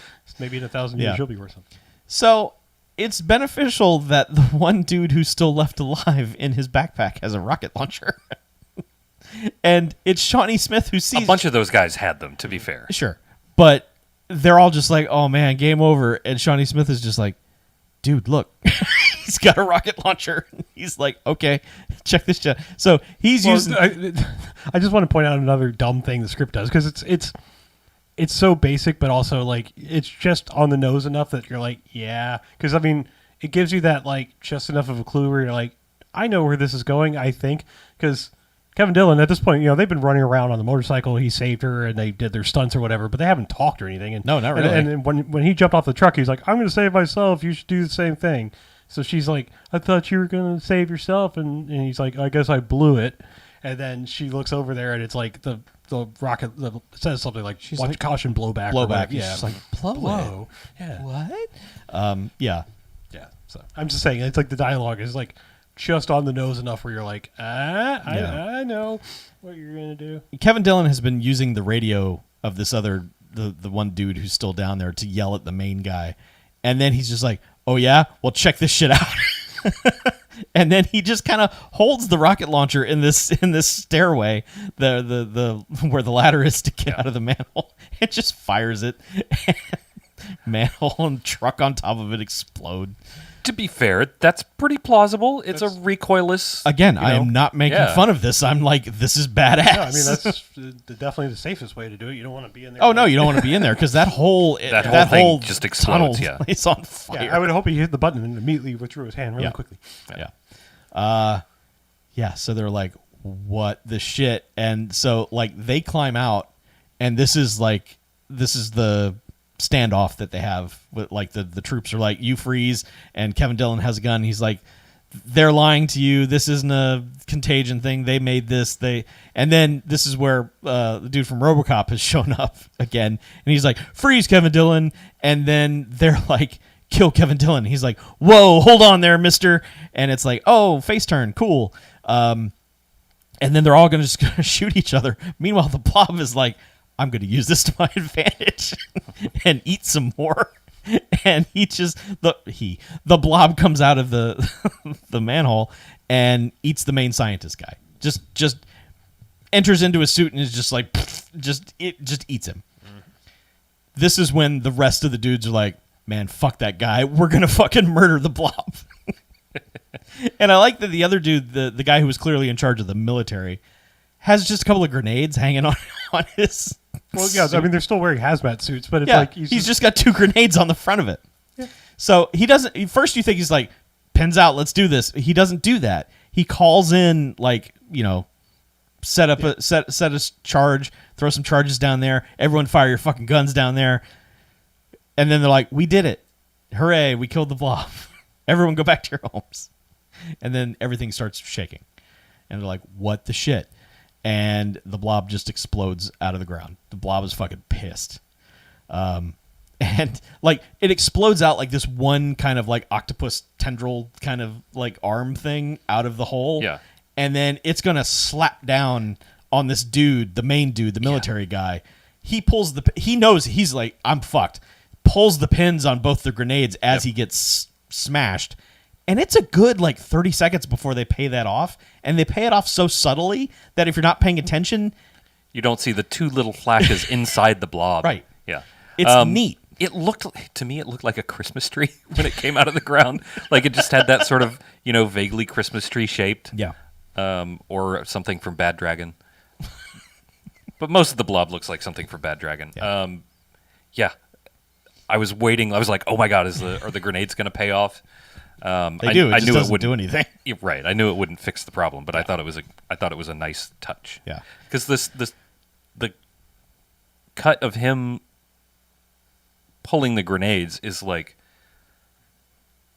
a quarter second. Yeah. You're gonna miss it if you look down for your popcorn for a second. You're Right. gonna miss that, and then if you're not paying close attention, you're gonna miss the grenades going off inside the Blob too. It's Because it's long enough. Like it's longer than you would think it would take for those grenades Right. to go off when you just see and they don't do anything.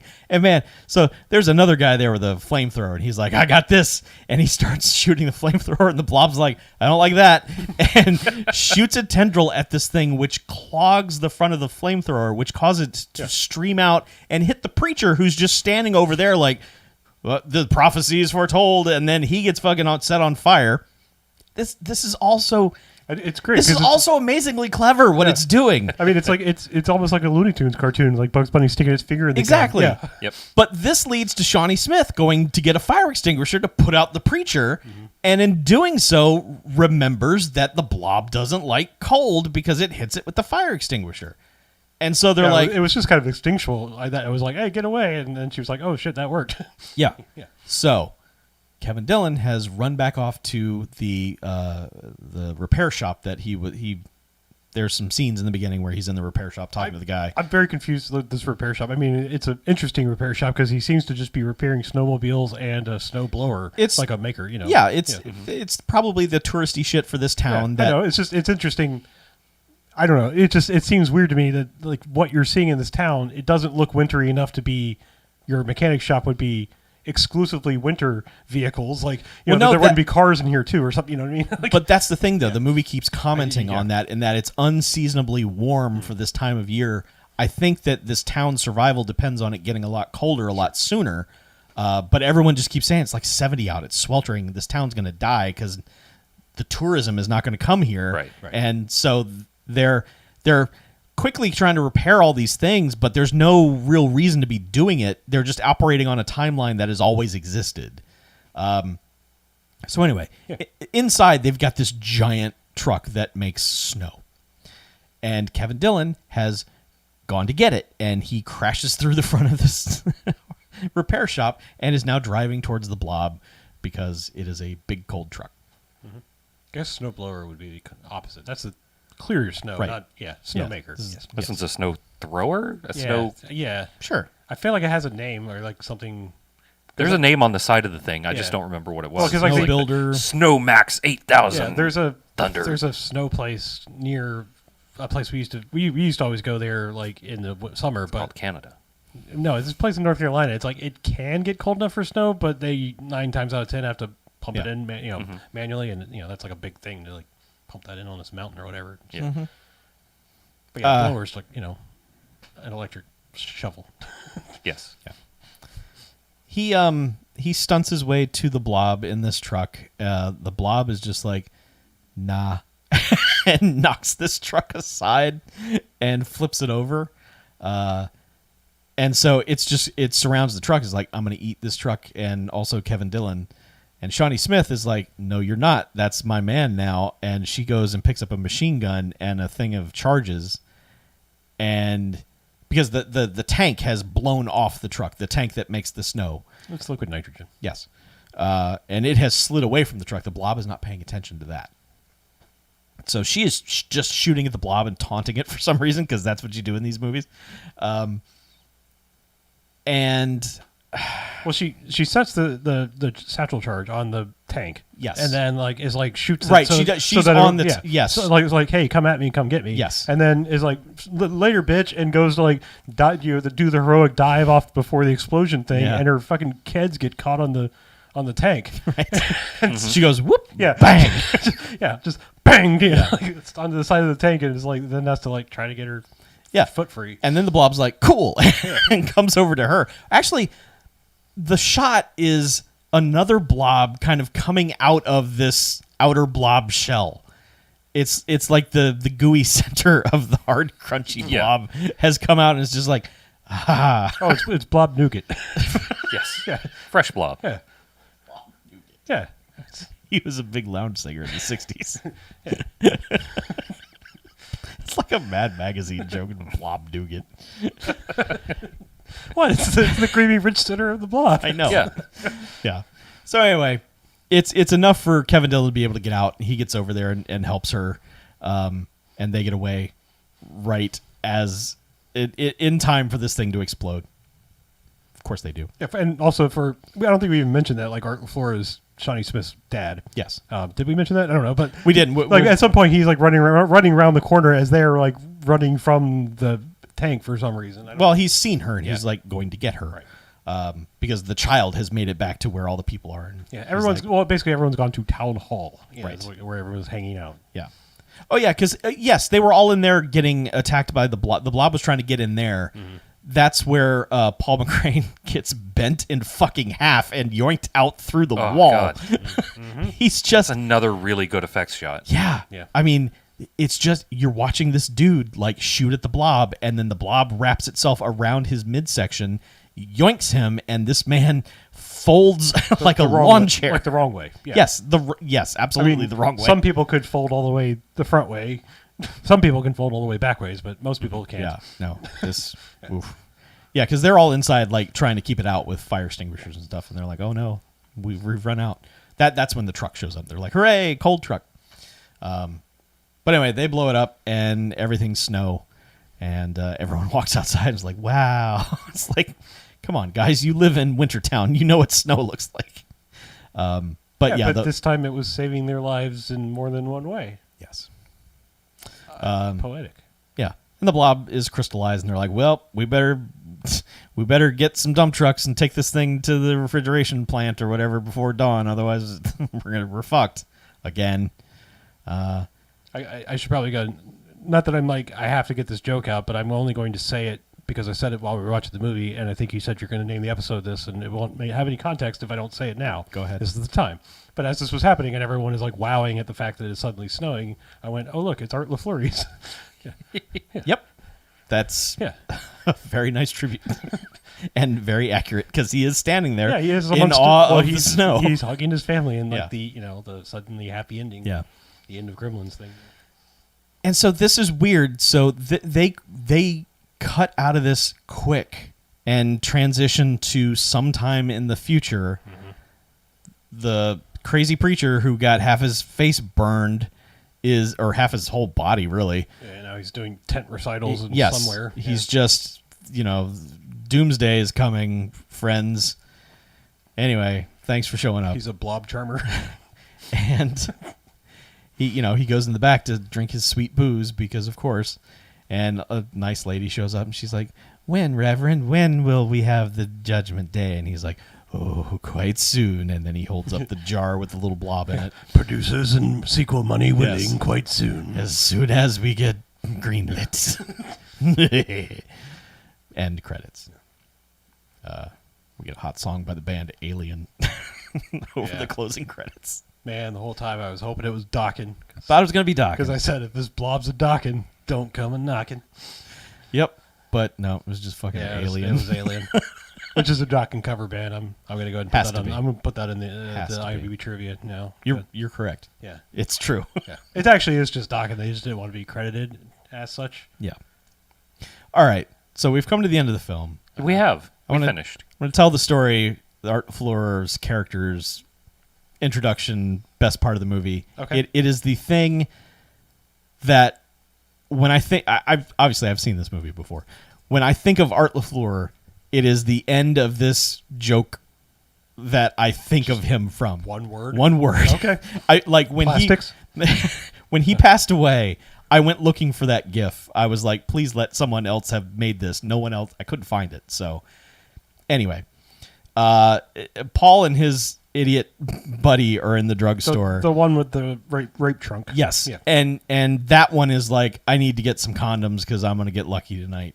And he goes up to the counter to buy them. And as he asks for them, the pharmacist, Art LaFleur, goes to get them. And then the preacher dude shows up and he's like, "Oh, I haven't seen you in Sunday school, Jimmy," or whatever the hell your name is. And he's like, "Oh, It's yeah. probably Bill. Yeah. Sure."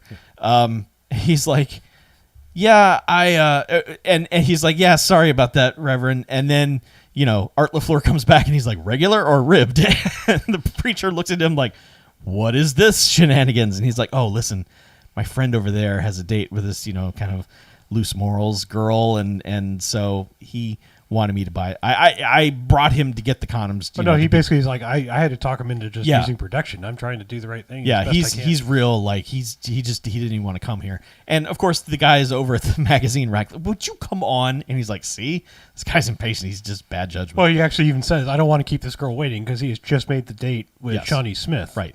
Like, Yes. suddenly, Yes. like after I guess lusting after her for years or whatever. Right. Not that it's important. He's dead in 10 minutes. Yeah.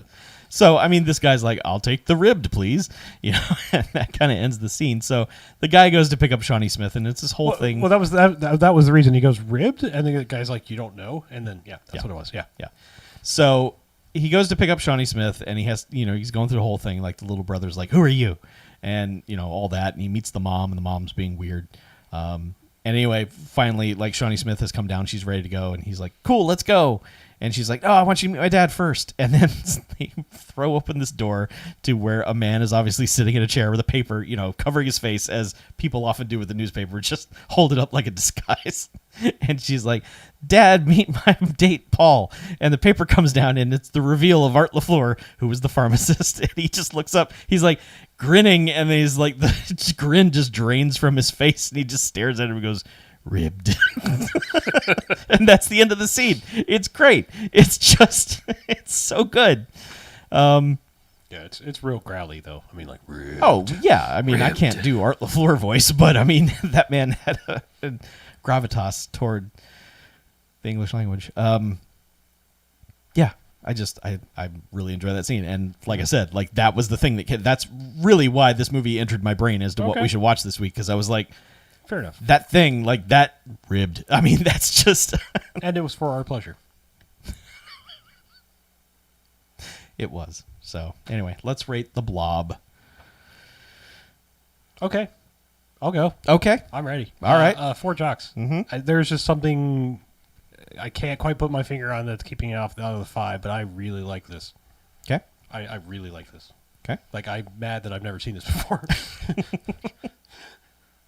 No, I'm just like, this is exactly my kind of thing. Like, this era of... It's like, it's never scary, like, horror movie, but it is. I mean, it's like, it's scary because it's like, it's it's so well made that you can't be scared by it because you're just like, holy fuck, how do they do that? It's just like it's all so well, like The Thing. Like I'm never scared for 1 second watching The Thing. I am fascinated by that movie. And this is the same kind of thing. I'm watching this. I'm like, God damn, that looks really good. Like, wow, that's really good. Like, that's a nice touch. Yeah. I mean, of course, it's not. This is not The Thing. This is not that level of like. I mean, The Thing is like a nearly frame perfect movie. I mean, it's just like but this is really solid and unexpectedly solid. This is really close to being like a good real movie. Yeah. It's just goofy because it's the Blob. Well, yeah. What puts it over into our our territory is like the camp, and something like Ribbed. Ribbed. But it's real close to being perfect, as far as what we like. I'm also going to give it 4 of the jocks because it deserves them. Slight spoiler, I should say. I've never seen the original Blob, so I don't know what. Spoiler for your life story, or When you get to his autobiography. right? Yes. Whoops. Okay. Never saw the Blob. Okay, I mean caveat then, perhaps an asterisk. Disclaimer. Disclaimer. Yes. Something to go with it. Like I have nothing to compare it to other than like seeing a few scenes and hearing the stupid song. But like I've seen a few scenes on TV from time to time. And, You should watch Baby Blob too. yeah. That's good. Baby Blob. Yeah. I will Blob say, goes to Hollywood. as far as a lot of those 50s movies go, the Blob still holds up as something very watchable. And it's not just because of Steve McQueen. It is just a kind of... It is also fascinating in the blob technology that they're doing in the 50s. You're like, wow, how are they doing that?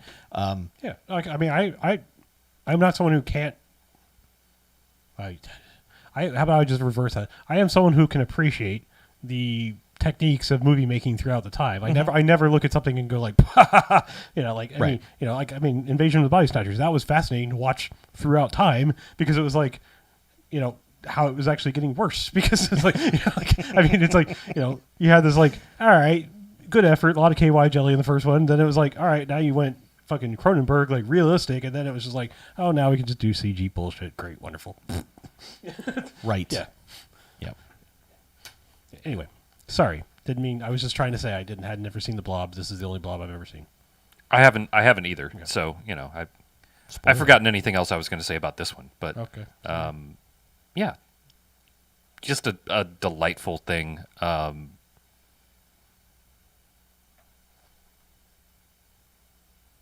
Pregnant pause because my brain went fucking blank. It's later than I'm used to thinking on the podcast lately. We're early boys now. But yeah, everything works. Almost everything pays off. There's nothing like specifically mean about the movie. Like the Blob just doesn't care. It's not doing anything like out of any particular malice, any directed malice, and neither is the movie or most of the characters in general, with the exception of the deputy in the beginning. But it's not like it's nice either, and all the effects are just fucking killer. With the exception of some of the green screen stuff, it's a little jarring. It's not like Blue Luke bad, but you can just definitely tell whenever they do it. You're like, right, oh, yeah. all right. But it's not, it doesn't ruin the movie for me. I feel like there's one, and maybe it's one of the scenes in the sewer when they're on the bike or not, but there's one that's like, I feel like it's so bad that I almost felt like it maybe was a tribute to the original movie. I mean, it felt like it was like so poorly lit that it felt like how they used to do it, like the 50s movies. I'm seriously, like, I mean, it was like, that's weird. Like, I mean, it's possible they did some of that. I mean, it looked purpose. like the rear projection, like, not even like green screen. It looked like they were actually doing rear projection. Right. It was like, it looked so awful. But yeah. Anyway. Yeah, I totally agree with the 4 jocks rating. It is. I think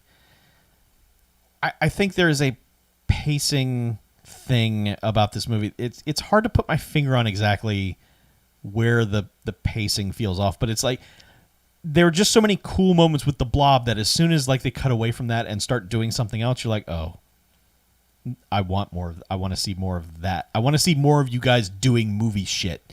I understand you've got to fill time and have a lot of dialogue and stuff like that, but I am fascinated by the effects and the kills and the stuff that you're doing. I think that stuff is amazing, and I want to see more of that. So it's. I understand you've got to build to a third act that has a bunch of crazy shit happening, but I just wanted more. I would have been fine with random characters we didn't know getting blobbed. Sure. I just was having such a good time with that.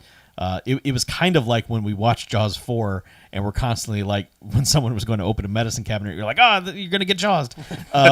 But this movie actually does it. It's just like anytime someone is like, I'm going to go do this thing, you're like, nope, you're going to get blobbed. And then you do. Well, yeah, because the blob can exist anywhere, unlike Jaws. Yes. Which has a very specific habitat. I know. Which, like I said, don't go to the Caribbean if you want to escape it. Right. That does, yeah. Yeah. I mean, as far as remakes go, this is one of the really best ones. It's just it has imagination to it. It's not just trying to do the same thing again, and yeah, it's good.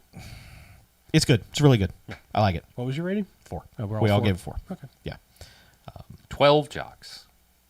it's pretty good. I mean, and this particular Blu-ray has a shitload of extras on it. I mean, in an Mostly era, interviews, In an but- era, well, I mean, just saying, in an era of like most discs now are like, people don't buy these for extras; they're just buying the disc because they're old.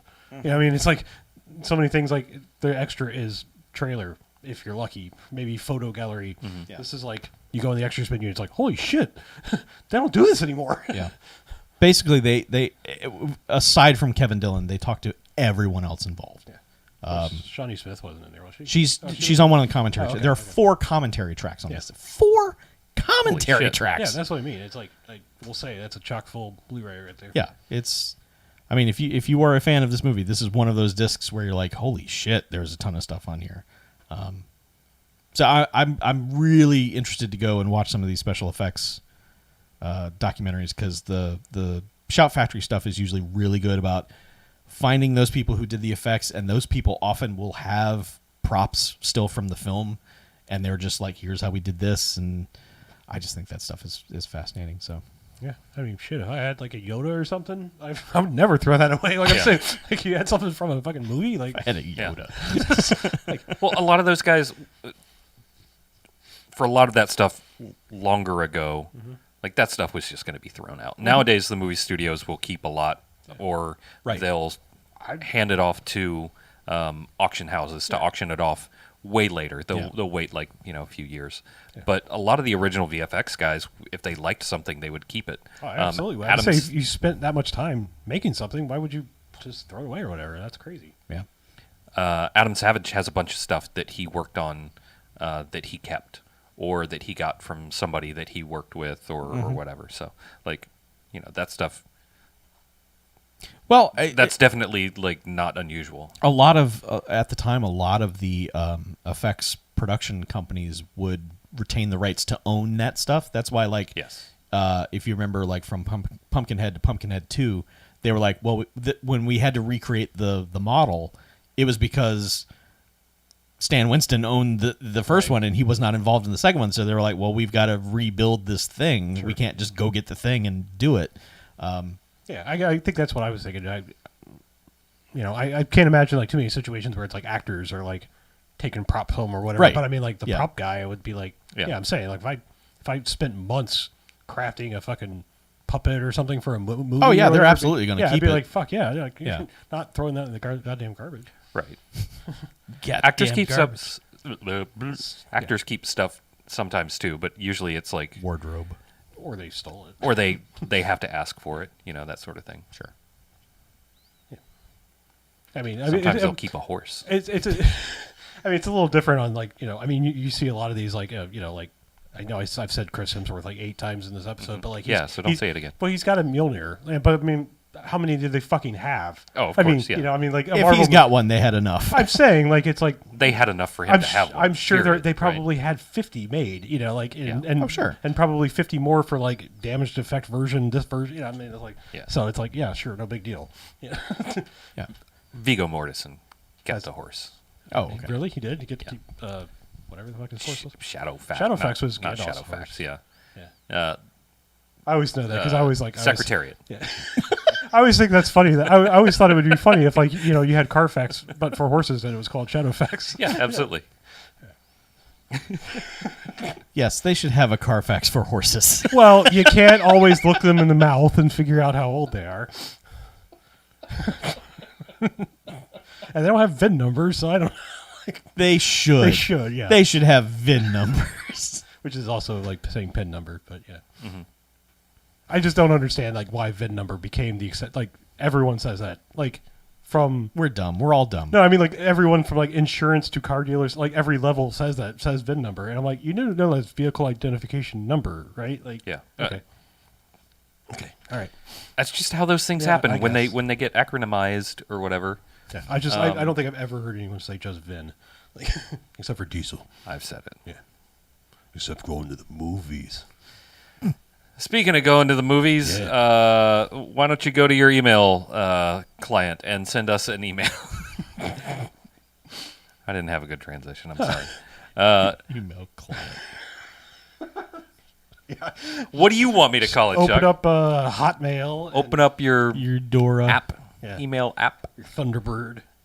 Open up Chrome and go to Gmail or your America Online email account that you inexplicably still have like 20 years after AOL has, 15 years after Stop AOL. listening, Nana. Don't Yeah. open your AOL account. Why you stick in your email via POP3? Web TV, yo. Grandma got run over by a mailer demon. Anyway, if you want to send us an email, bmf@bmfcast.com is that email address. If you want to call us and leave us a voicemail, 910-5-JOCK-BMF or 910-556-9263. That's the email address, or that's the Garfield hotline. If you want to just visit the website, it's bmfcast.com. And if you want to put some cold hard cash into our hot little hands, you can visit us at patreon.com/bmfcast, where we provide you with I would say a plethora in the proper definition of plethora, since we're being pedantic this week, of extra podcasts. You can throw a few dollars at us and you will get more than you bargained for. Although technically it's actually exactly as much as you bargained for, but whatever. Anyway, patreon.com/bamfcast. It keeps the lights on, keeps the servers running, keeps these hot mics. You do rolling. all your own bargaining. You figure out where your bargaining reckons against It's like, all ours. right, Yeah. I'm going to put $1 into here. How much see what podcast am I going to get out? I don't know. Wow. Oh, look. As much as I expected. Yeah. I am completely whelmed. Right. Well, you're bargaining for everything that we have there, and everything that you can. Which, that if we're you being, get in the if we're future. continuing to be pedantic, if you're whelmed, you're still fucked. By the way, I mean, just whelmed actually means overwhelmed. I mean, it's all the same mean. To be Okay. whelmed is to be overrun with water, and overwhelmed is just redundant.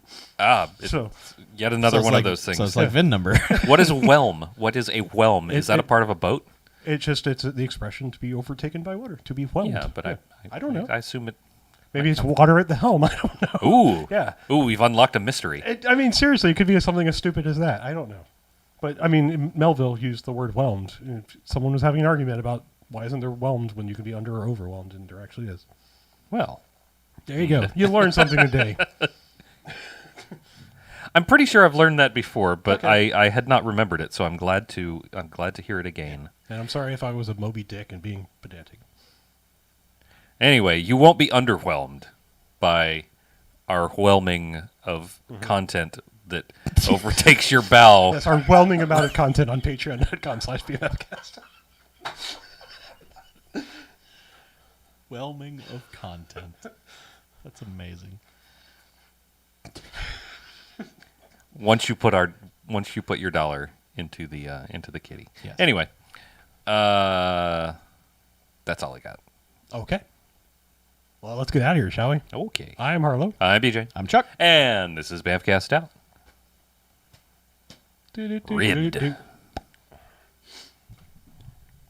Happy Thanksgiving, you filthy blobbers. Yeah. Happy Eat food to turkey. your wells. Slappy turkey.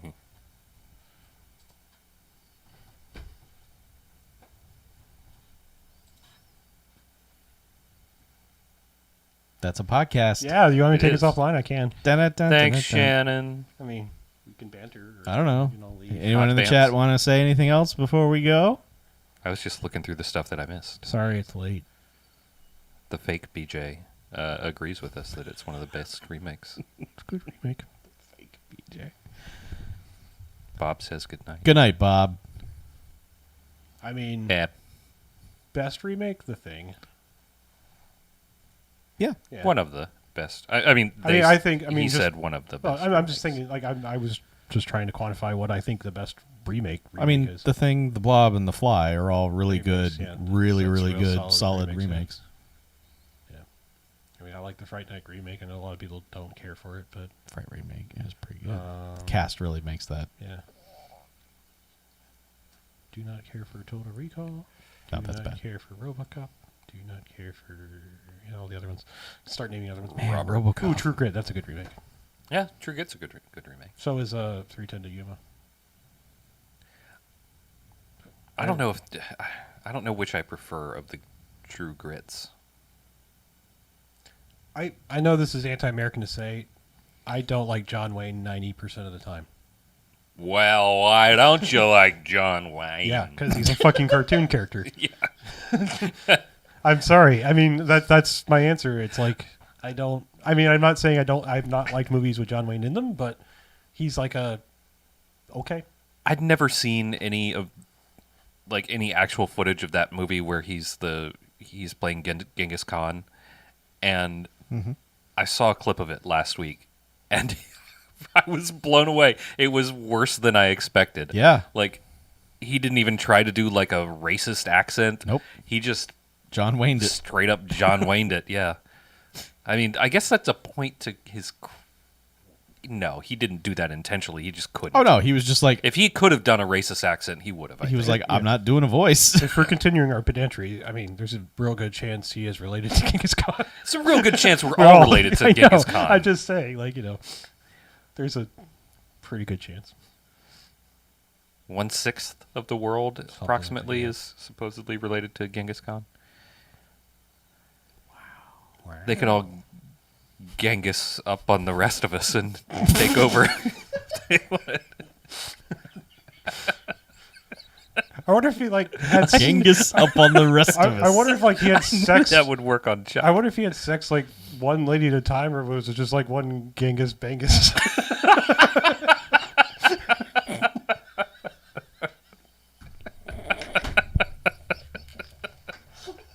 Well, now that's on the internet forever. And I am happy for it. Genghis. Bengus. Genghis? Bengus? That's the funny thing is like in my head I was actually thinking of Bangus. I'm pretty sure that happens for you a lot. Yeah, I do. I do think about Biggest Dickus a lot. Biggest. Dickus. And his wife, Incontinentia Pata. The first time I saw that, I almost died. I had heard Biggest Dickus before. Like, I'd heard people talk about it, like, Sure, yeah. reference As it. you do. Yeah. But I had not heard Incontinentia buttocks. And that, for probably 6 months, that was the funniest thing in the world. It really is. It's one of the funniest fake names ever.